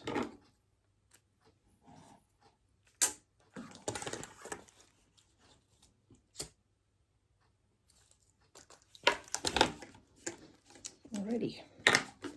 Now what we're going to do is we're going to push the D-ring up to our box that we just did. And we're going to sew the rest.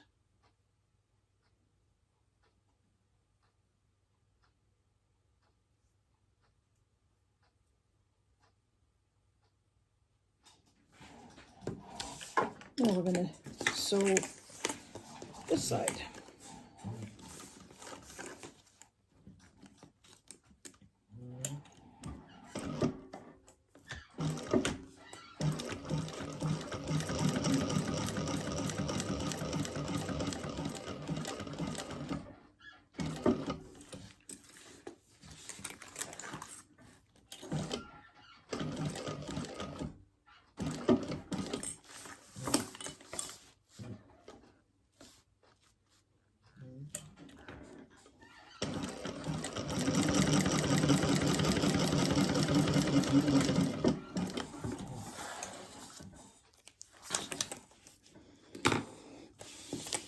Okay.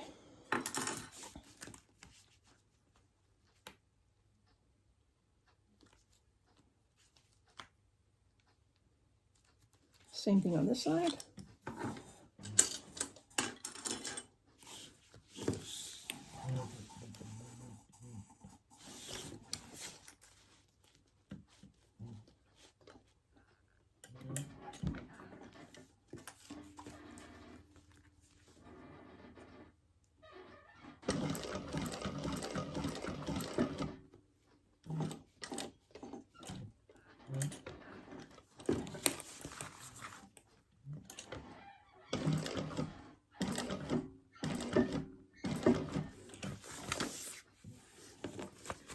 Pull that one through right now.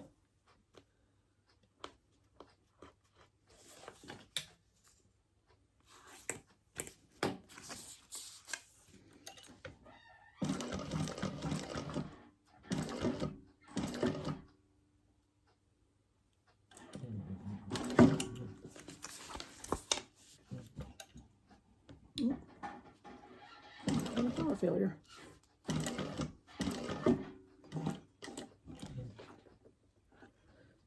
There, go back through that hole we started in.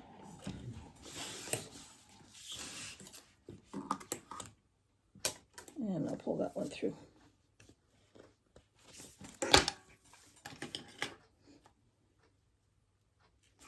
There, that was a bit easier. Tie these all off.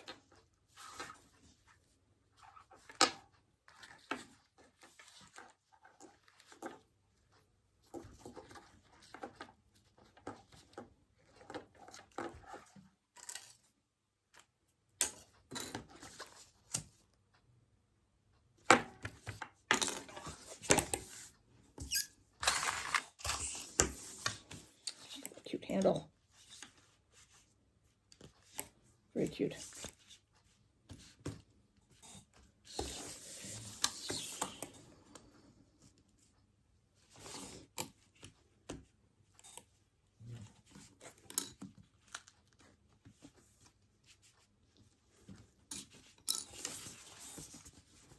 Move that D-ring up.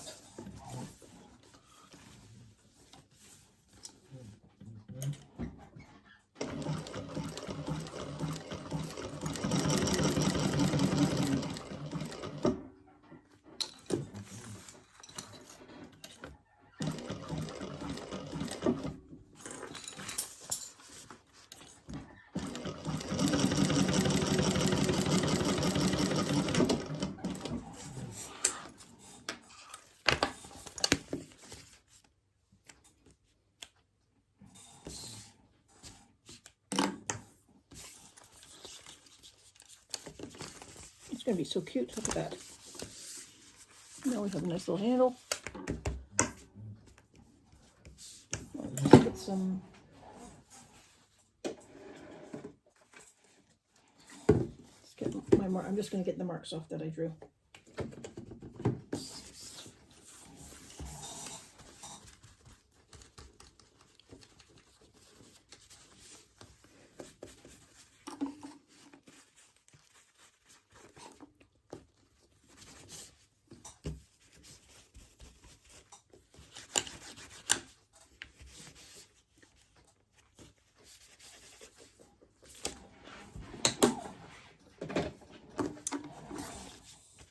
Now we're going to install rivets down in this area here. 2 rivets, and I'll go do that off camera because my rivet press is across the room. So I'll just go do that and we'll get right back to you. Okay, so now we've got my rivets in. If you can see that very well. There's our handle. Now we're going to go ahead, excuse me, get a drink of water here.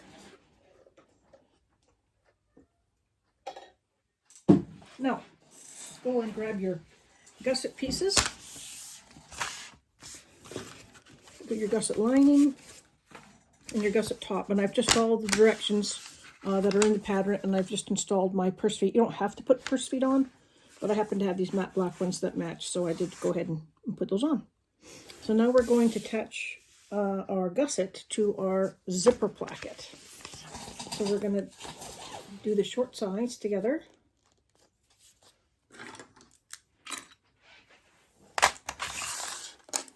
Get some different cuts for that.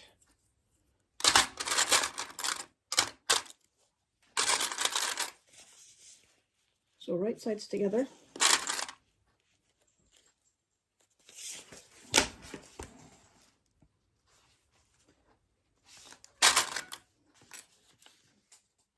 And now we're going to do our first smaller seam.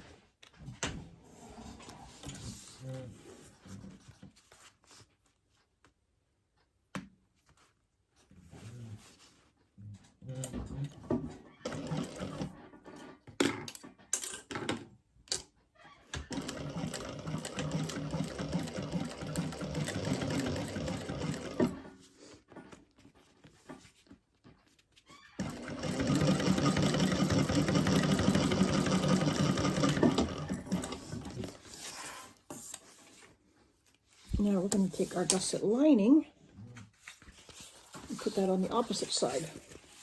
Lining's touching right sides together. Clip that in place, and now we're going to do the bigger seam allowance.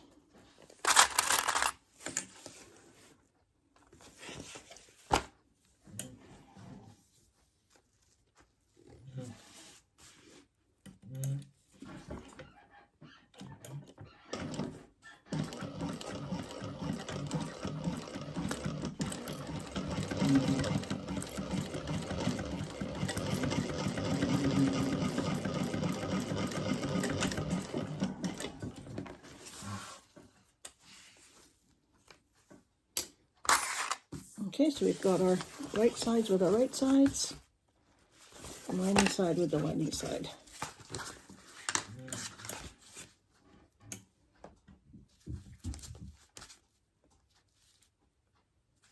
then we're going to top stitch. I think I'm just going to top stitch before I turn it. Might as well while I have it here.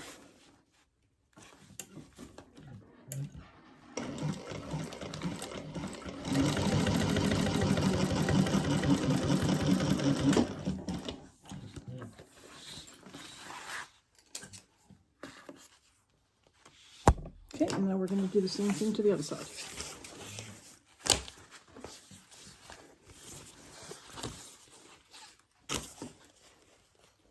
Right sides together.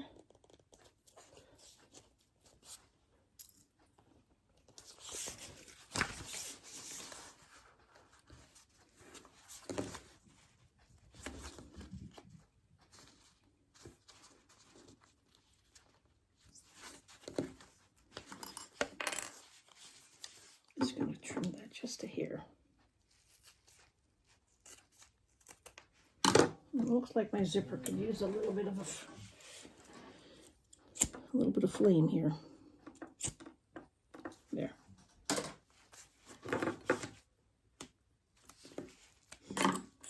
Okay.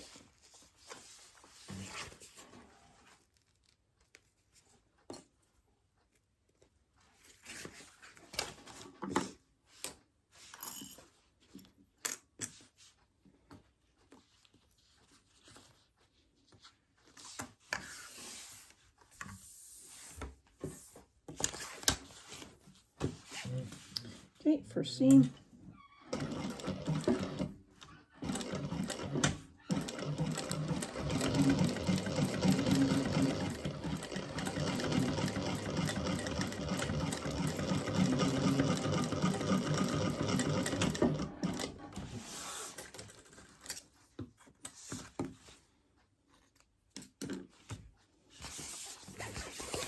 Go, I'll take the lining up. Do exactly the same thing.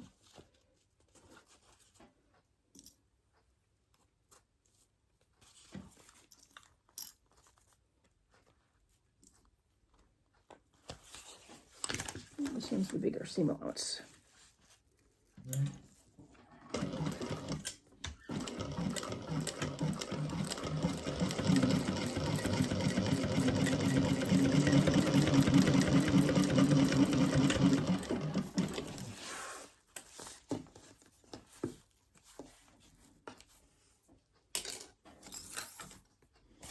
Okay, now we're going to turn it inside out. And we'll top stitch this side.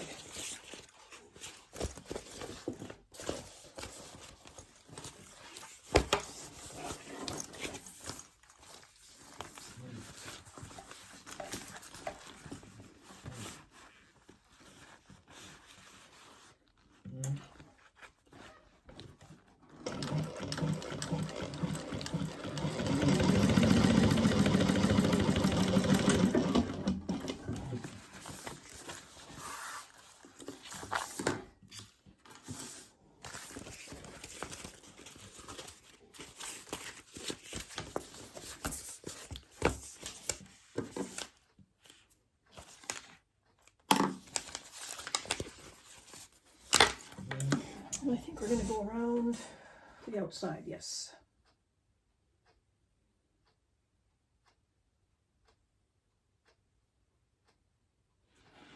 I think I'm going to clip that.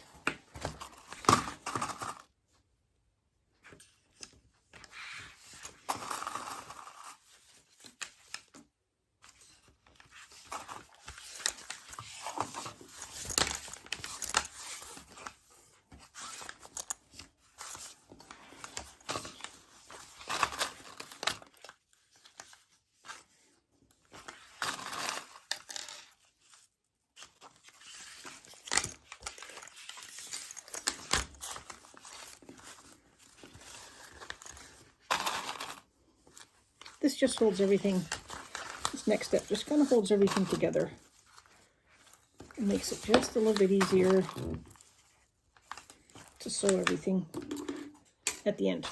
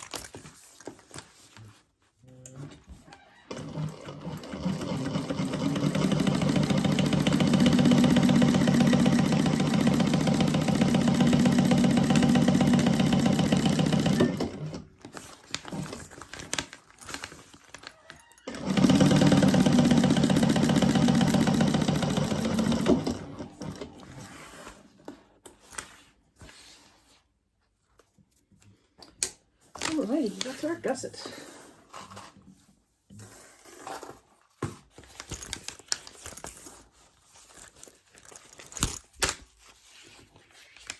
Let me just turn it back a little bit.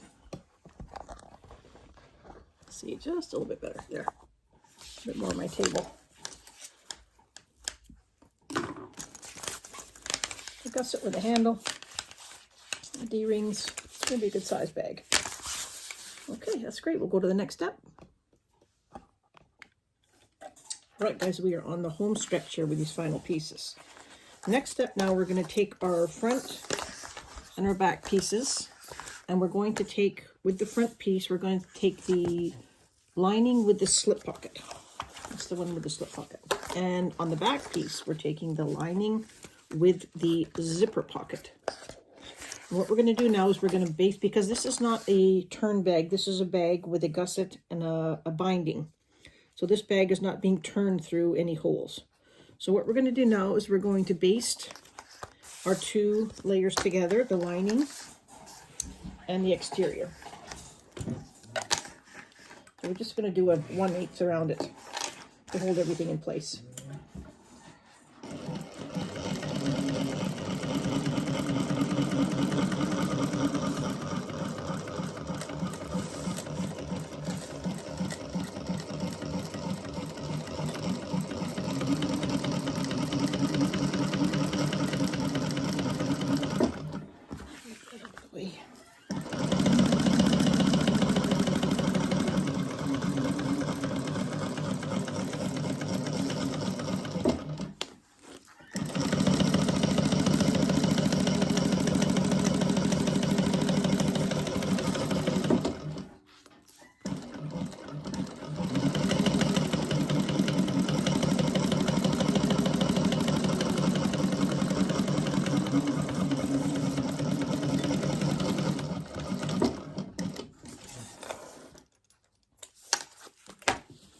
Make sure I caught most of it. I did, caught most of it. There's a couple pieces I missed, but that's okay. Same over here. Guess I could do it from this side. Either way, it doesn't really matter. Whatever works for you. Oh, look, I think it's farther from this side.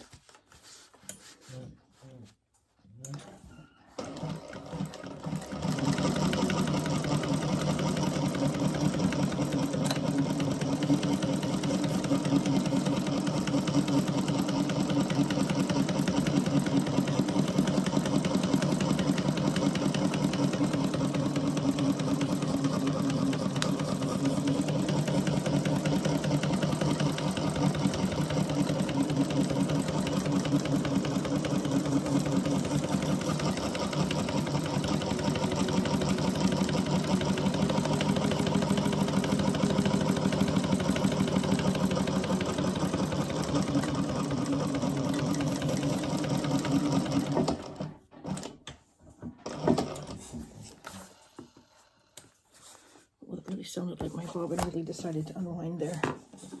Didn't sound good to me at all. No, not good at all. I don't know if I need a bobbin spring. I just hear it keep going after I've stopped, and I don't know why it does that.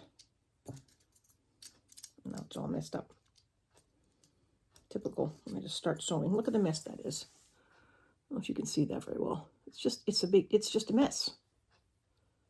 If anybody knows how to fix that, please let me know, because it's such a waste of thread, because I have to unwind it all now. And every time I handle a bobbin, I do drop it on the floor at least once, for good measure. I may just have to, it's just a huge mess. Yeah, let me wind the new bobbin, guys. Okay, I've got a new bobbin in.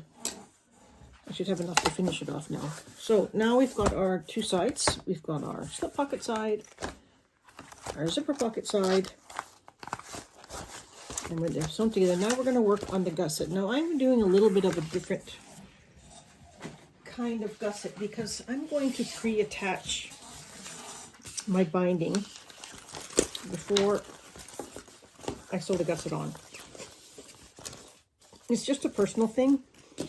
I've cut my binding strip 1.5 inches from the same as the lining material. And I'm going to clip this on somewhere kind of out of the way, kind of at the top where you won't see it. I'm going to clip it on all the way around.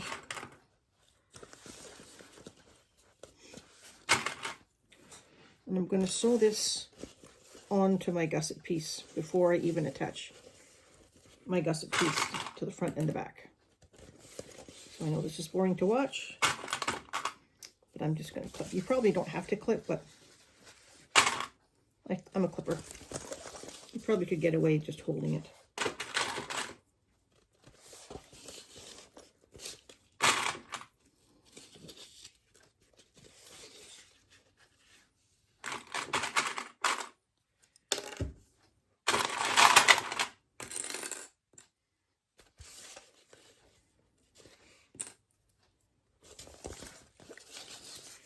Just going around the whole gusset, back to where we started, and I want to have it to come past our starting point just a bit, because we want it to join up there. Not a lot. I mean, I'm going to trim this off, but I don't want to cut it even because it has a tendency to spread once we put it on, so I'm going to take it past our starting mark there.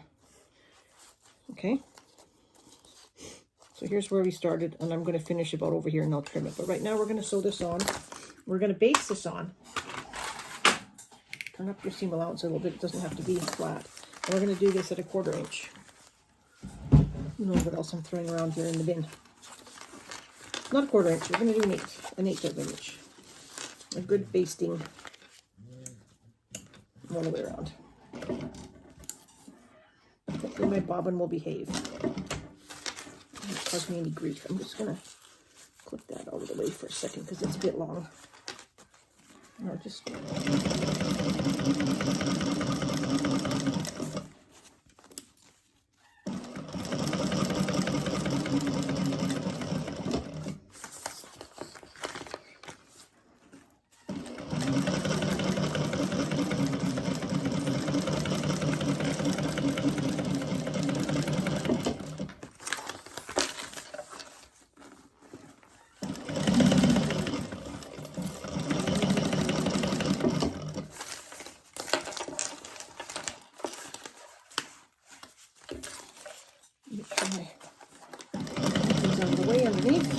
should be too small a seam allowance.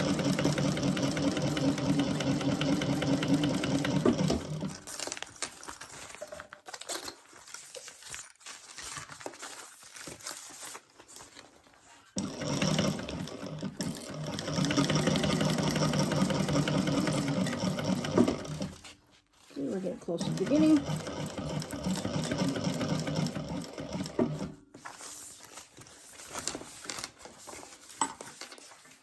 And I'm going to overlap it maybe about 3/4 of an inch.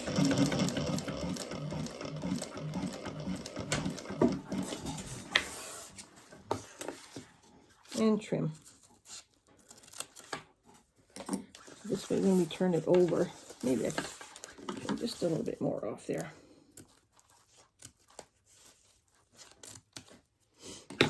Now when we turn the binding over, these two pieces, they won't separate. They'll be close enough together that when we turn our binding, our pieces will not have a gap in them. Okay, I'm going to do the same on the other side. Exact same thing. Let's see if I can do this one a little bit faster without having to pin. Let's give it a try. Clip, I mean, not pin.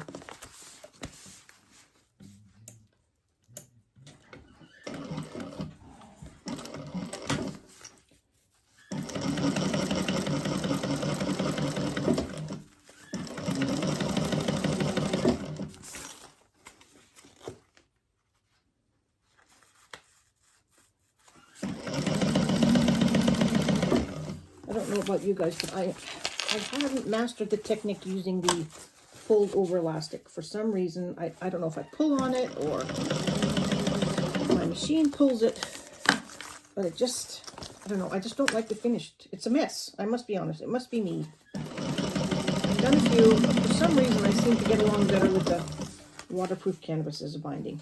That's just me though. Maybe I need to do more with the elastic before I say I can't do it, but this way is really nice actually. This gives you a really nice finish too.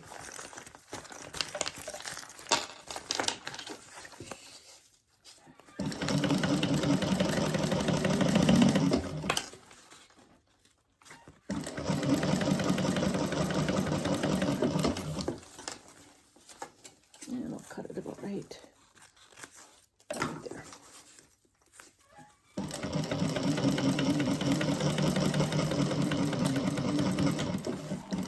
Okay.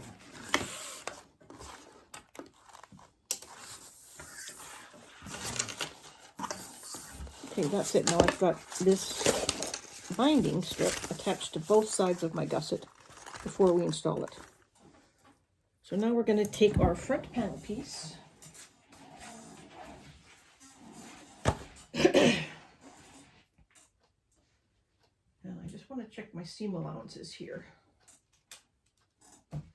Make sure I get them right.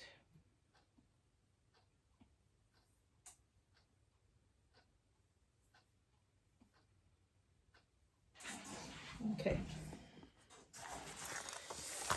I'll make sure we have our centers marked. I'm pretty sure I do. Do I have my sides are marked? I don't know if the sides marked. I don't think I do. Tops and bottoms. I think we're going to attach the short side of the gusset. So we have a long side. We have a short side, and we're going to attach the short side to the front. Let me just double check that. Yes. The narrower will be with the front. Let me find my front again.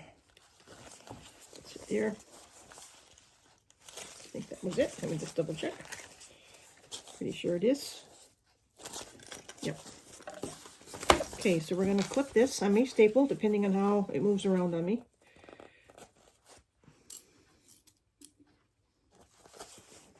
We are going to snip the gusset into where we sewed, but not past our, try not to do our little, past our 1/8 where we sewed the binding on. Okay, bottom piece, centers to centers.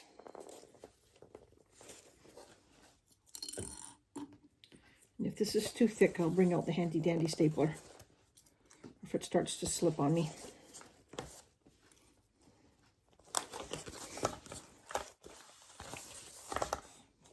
Okay.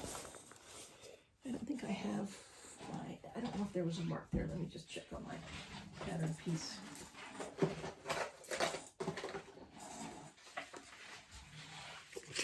I'm not sure there was a side mark for where we had to do the other gusset. Let me look. Let me just pause here. I just want to double check my pattern to make sure I'm not leading you down the straight path. No, there was. I'm good. I haven't made this pattern before, and usually if I'm going to film something, I like to make one first, but I haven't done that with this one, so you're just coming along with me first go around. So I just keep referring back to the pattern to make sure I'm telling you guys the right thing.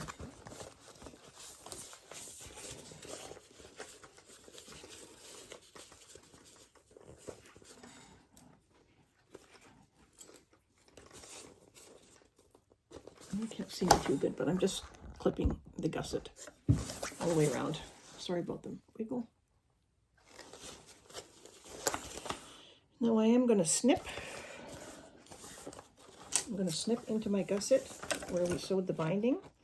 I'm just going to snip and try not to cut my threads. If you do cut one, it's not the end of the world.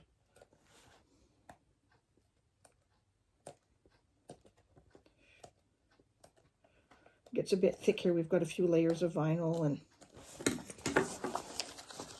I'm going to go in and I'm going to push that gusset out to that edge and make it work. And I think I'm going to staple. There's a lot going on here. I want to get right to the edge.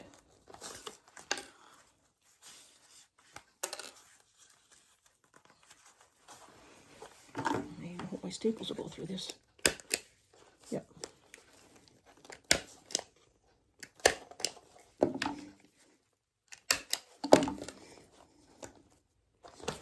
Okay. Next corner, same thing. Snip, snip, snip.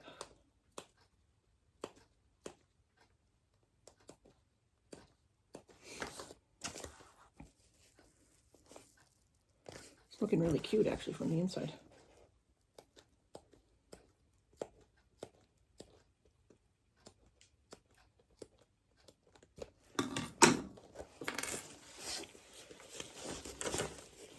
Sometimes these gussets, they take a little bit of time.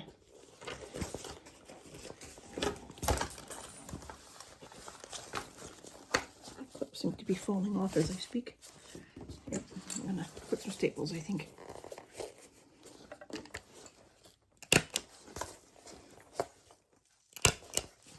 I think staples are gonna be easier.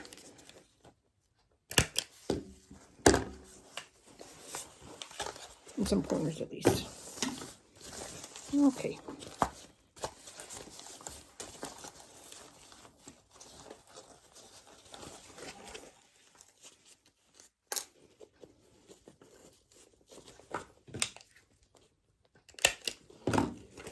Just manhandling this corner here as best I can.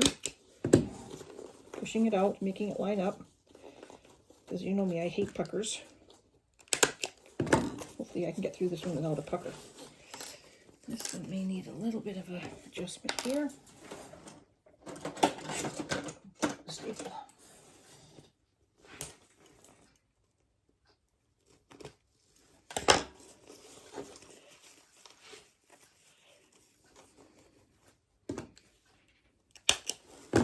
There we go.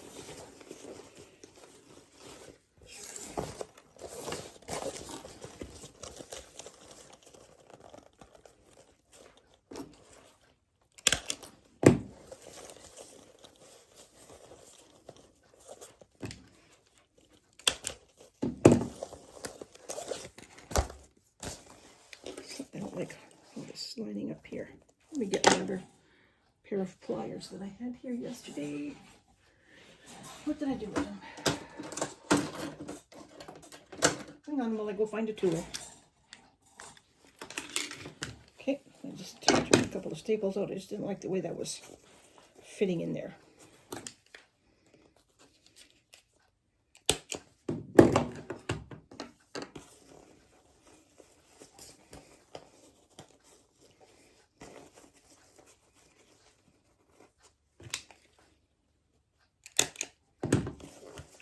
That's better. Much better.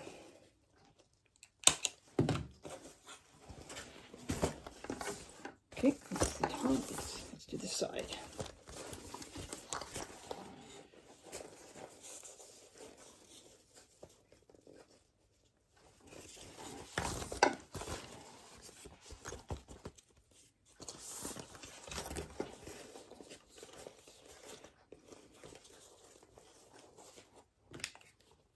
Now I'm stapling, when I use the stapler, I do staple within the seam allowance, so I know what my seam allowance is going to be. And I staple within that.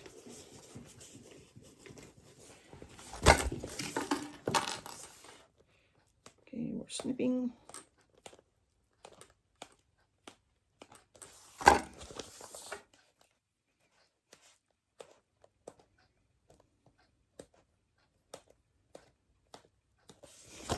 Snipping, snipping, snipping.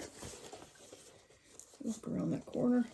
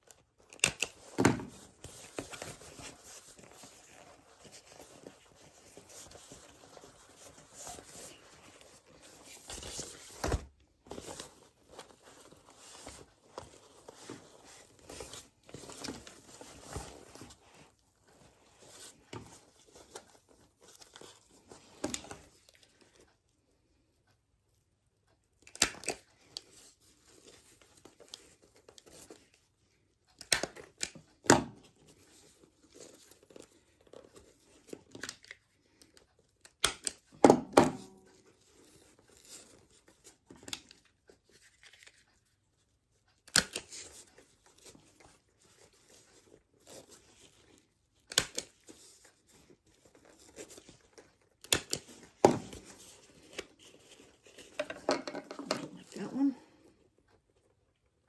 Let me take out those two. Let's see, I just didn't like the way that was falling. It was just too wrinkled for me.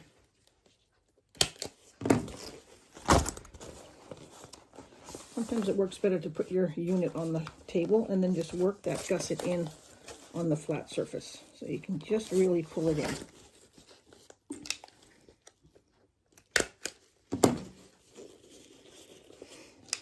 That's better.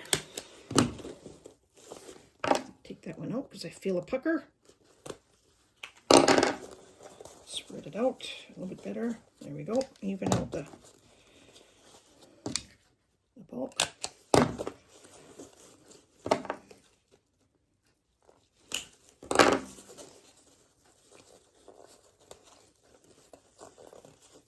Hands are going to be sore after this.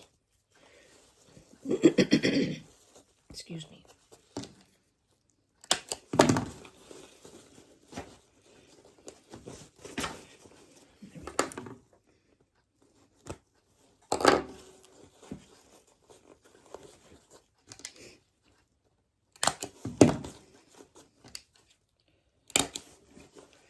Okay. I need that again for the other side, but I will keep it handy. And that is our gusset. And we're going to do slow and steady around this one. There's my seam allowance. Let me just double check again. Yep.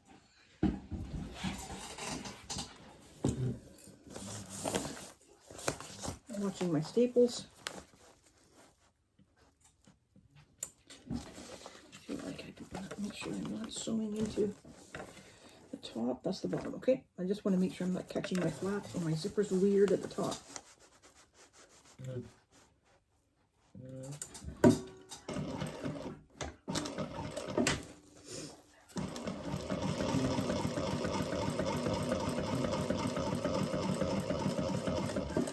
Get my stiletto just in case I need it.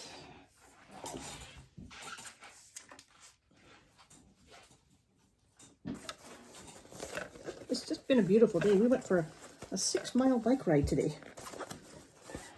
It's been in the 60s and the 70s here in northern Alabama for the last couple of days.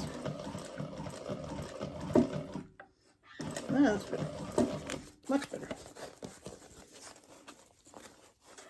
I'm going slow. I don't want puckers. Just work that material.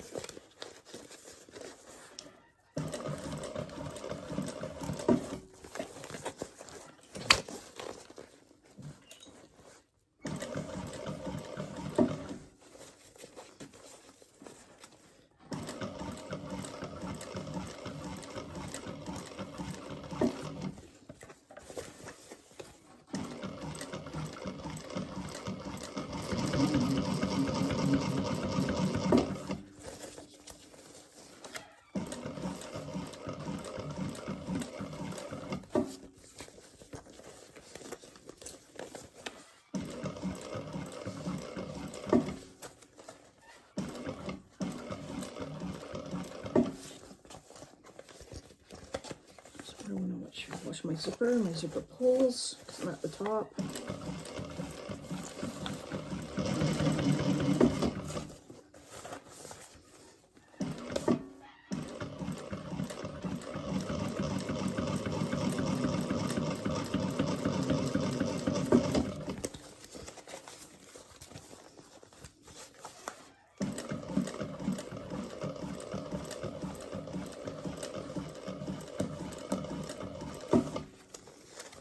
Getting my fabric out of the way. Watching my staples. Making sure most of them are out of the way. This one will be close, so that's good.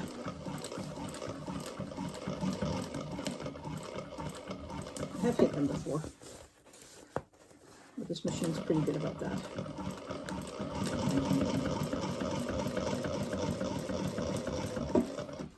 Okay, coming into our last corner. End is in sight.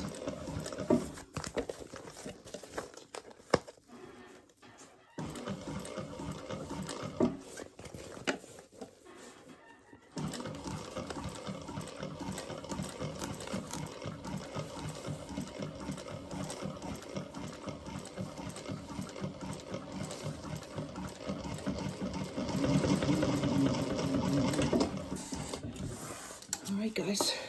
It was a big corner. Let me see if I'm pucker free. Don't want puckers.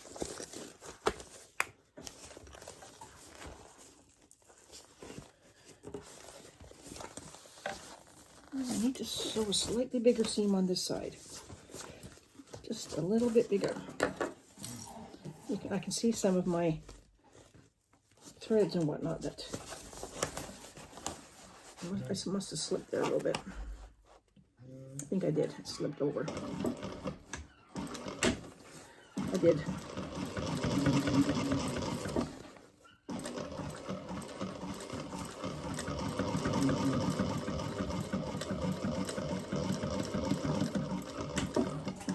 Now's the time to fix it before we turn it and find these problems. Just look on the inside now. Let's get something showing here.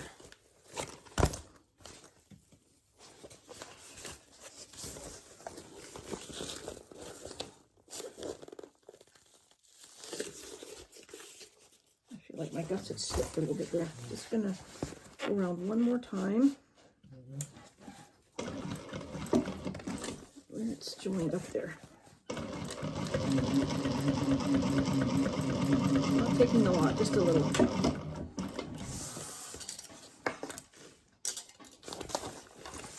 Okay, that's better. That one's good. That one's good. Now I'll turn it and show you.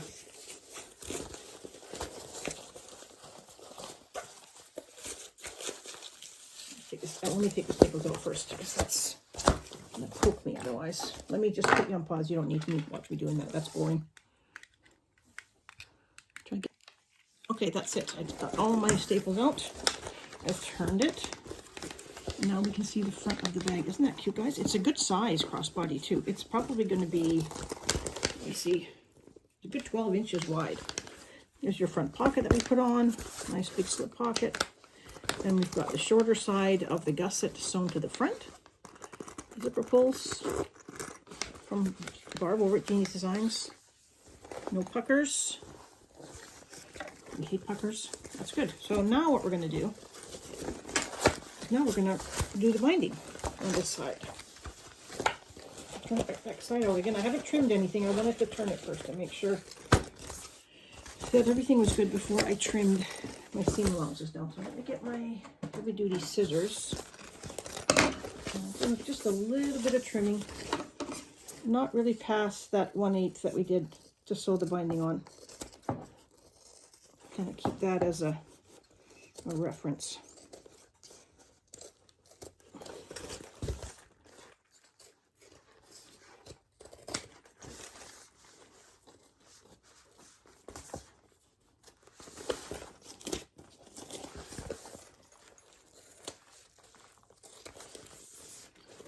This just makes the binding go on nice and even.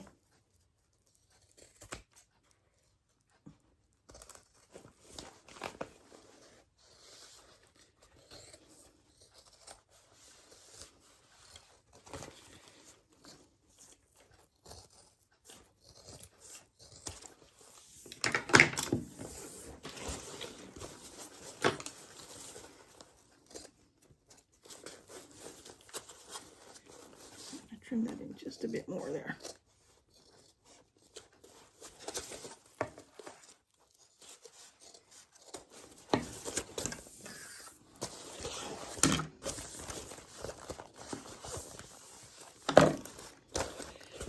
Okay, the next step, the binding.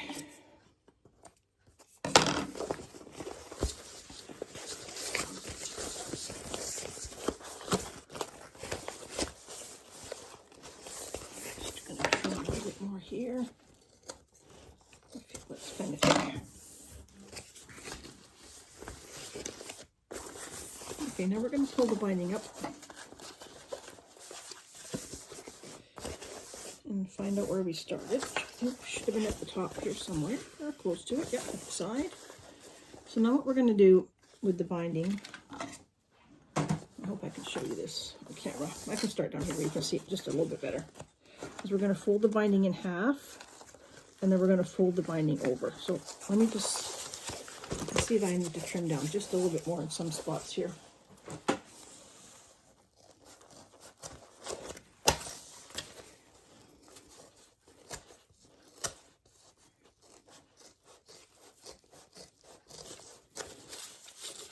Might go around it again just to make sure.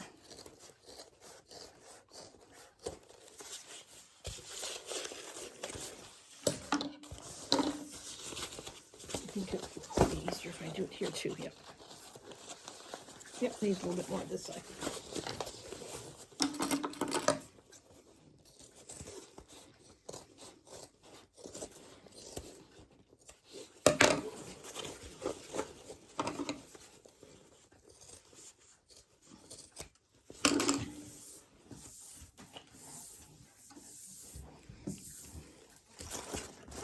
That'll be a little bit better now. So you fold your binding in half as best you can, or if you need to open it a little before, and then you fold it over the seams that we just did, so it covers the stitchings that we just did.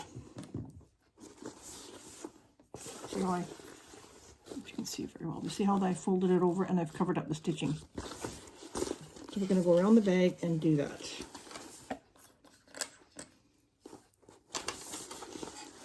Folding and turning where it needs to go. And then what you have is this really nice finished side to your binding on this side. Right there, it's already sewn in.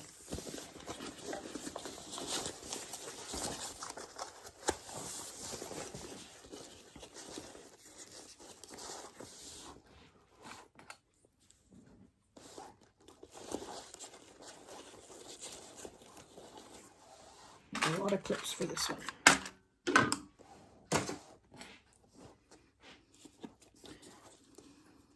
We're going to sew from the back side, so I want my clips to be this way.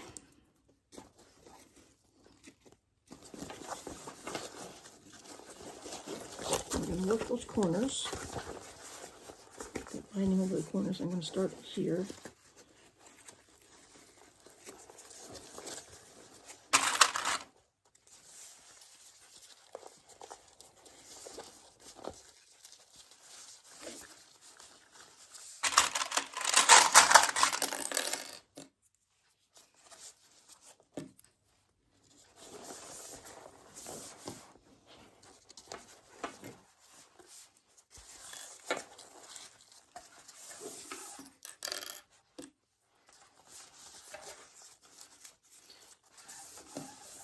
Now, if you have a different color binding compared to your bag, you might want to change your threads so that the thread that you're using to sew your binding down with matches, in case you have any little areas where you want to go back and redo it. They won't show as much.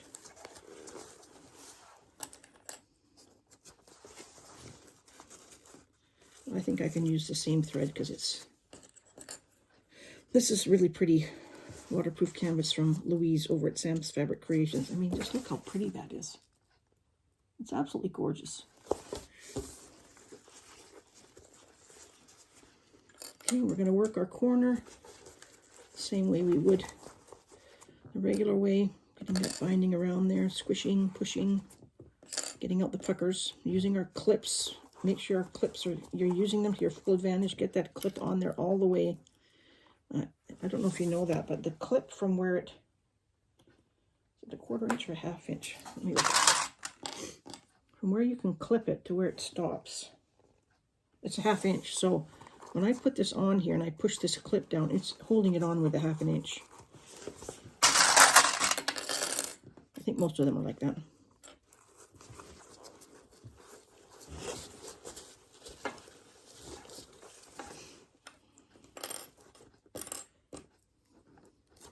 This is kind of boring, but let's just see a different way of doing the binding.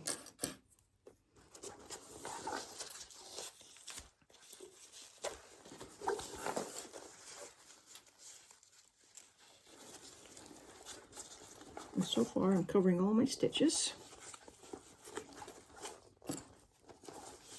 Working that corner in, bending your project if you need to.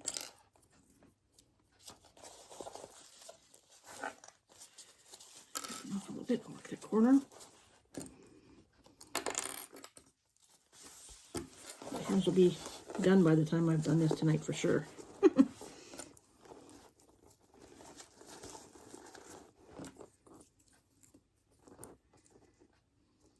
Just use as many clips as you need to.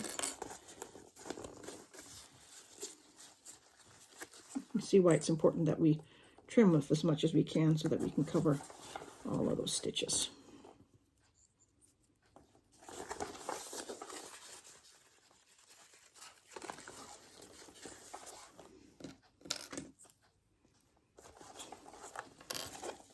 This one needs it right here. And if you find you need to not fold it over quite half to get those stitches covered, you can do that too.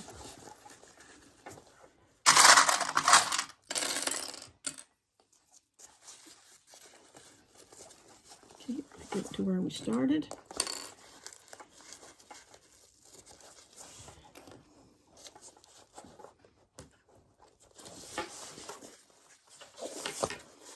Work my way back this way. Last corner.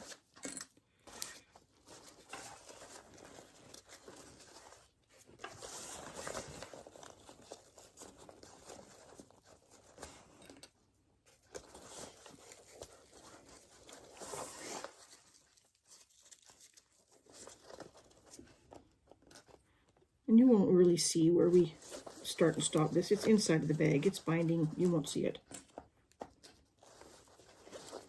In that corner. Whew, that's a lot of clips.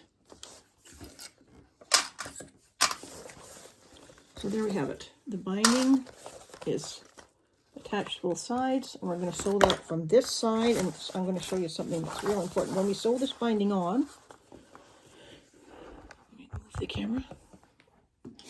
We're going to sew this bind. If we sew past this line, we're going to make the bag smaller because that'll be past our line that we've sewn the bag together with. So when we sew this binding on, we're going to sew on the binding and a little ways up because we don't want to be in this seam or beyond this seam because that'll make the structure of the bag different on the inside because we've got it just where we want it. So now we're going to go back and we're just going to sew with a basting stitch on the inside. Now this is the side where it's already sewn down, and this side is the side that's open.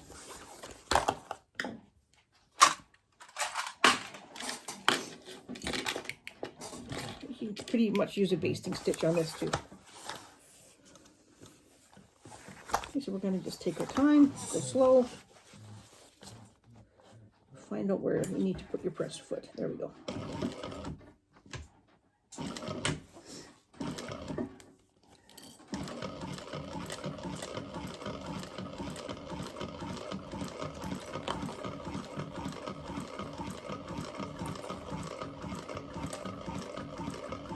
I really do like this method of putting binding on. I don't know if you could do it with every bag, but I think you could probably do it with a lot of them.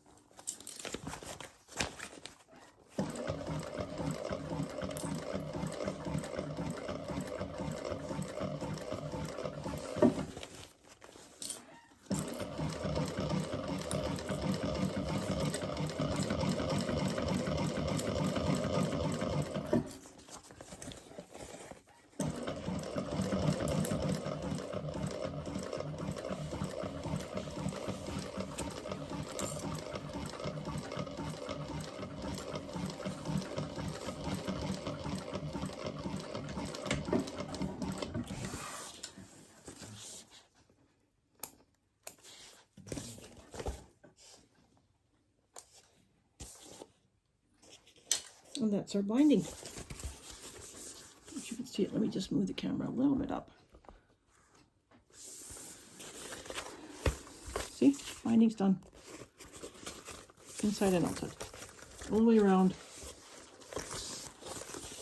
It's perfect. You know, and there's a couple little puckers in the corner, but it's binding on the inside. No one's going to see it. But other than that, this is the way I like to do binding. And you don't have to trim anything after. Everything's got a folded edge. Nothing's raw. And now I'm going to go and do the exact same thing on the other side, and I'll bring you back when I've done that. Okay, so that's the other side done. Just the same way we did the first side. And there's my binding. It's such a fun way to do binding. No raw edges. It goes on really easy. Just, I don't know, I just like this finish to the bag. I don't know if you can see it very well, but... Okay, let's turn this bag out. And then we're done. That's it. That's the bag. The binding is the last step. I've already made the strap.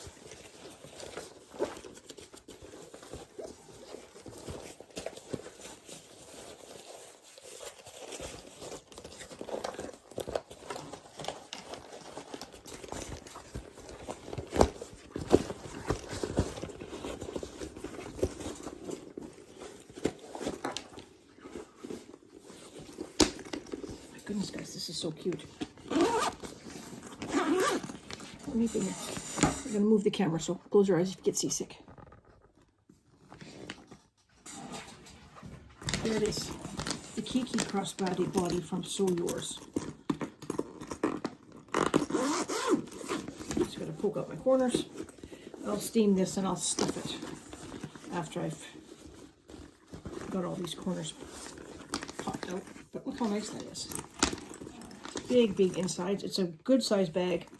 You'll get everything in there that you need. I don't know if you can see it with the lighting, but it's a good size bag.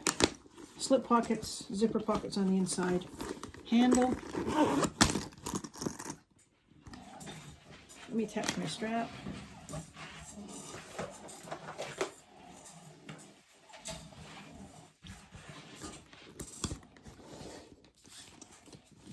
The strap webbing came from Lauren over at Sew Yours. Not Sew Yours. Sorry, Melissa's from Sew Yours. Lauren is from Sew Whatever. There it is. Let me just try it on. Give you some idea of the size.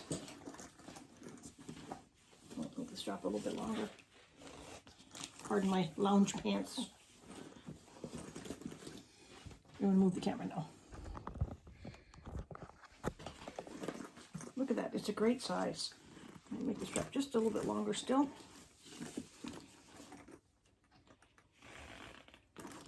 It is a good size. I mean, I think this would even be a fun travel bag. I mean, you could. I think my iPad will even fit in there. Let me look. Oh yeah, easy. iPad fits in there easy. This would be almost a really nice bag to travel on a plane because you can get a lot in there. It's a good size bag, guys. I love it. The Kiki Crossbody from Sew Yours. Go grab the pattern. And thanks so much for watching my video. I really appreciate you taking the time out of your day. And if you can, subscribe and like the video. The more subscribers I get, the more I'll be able to do more things and have more lives with everybody. Barb and I are going to try and do another live soon, but that's it. The Kiki Crossbody. Thanks for watching.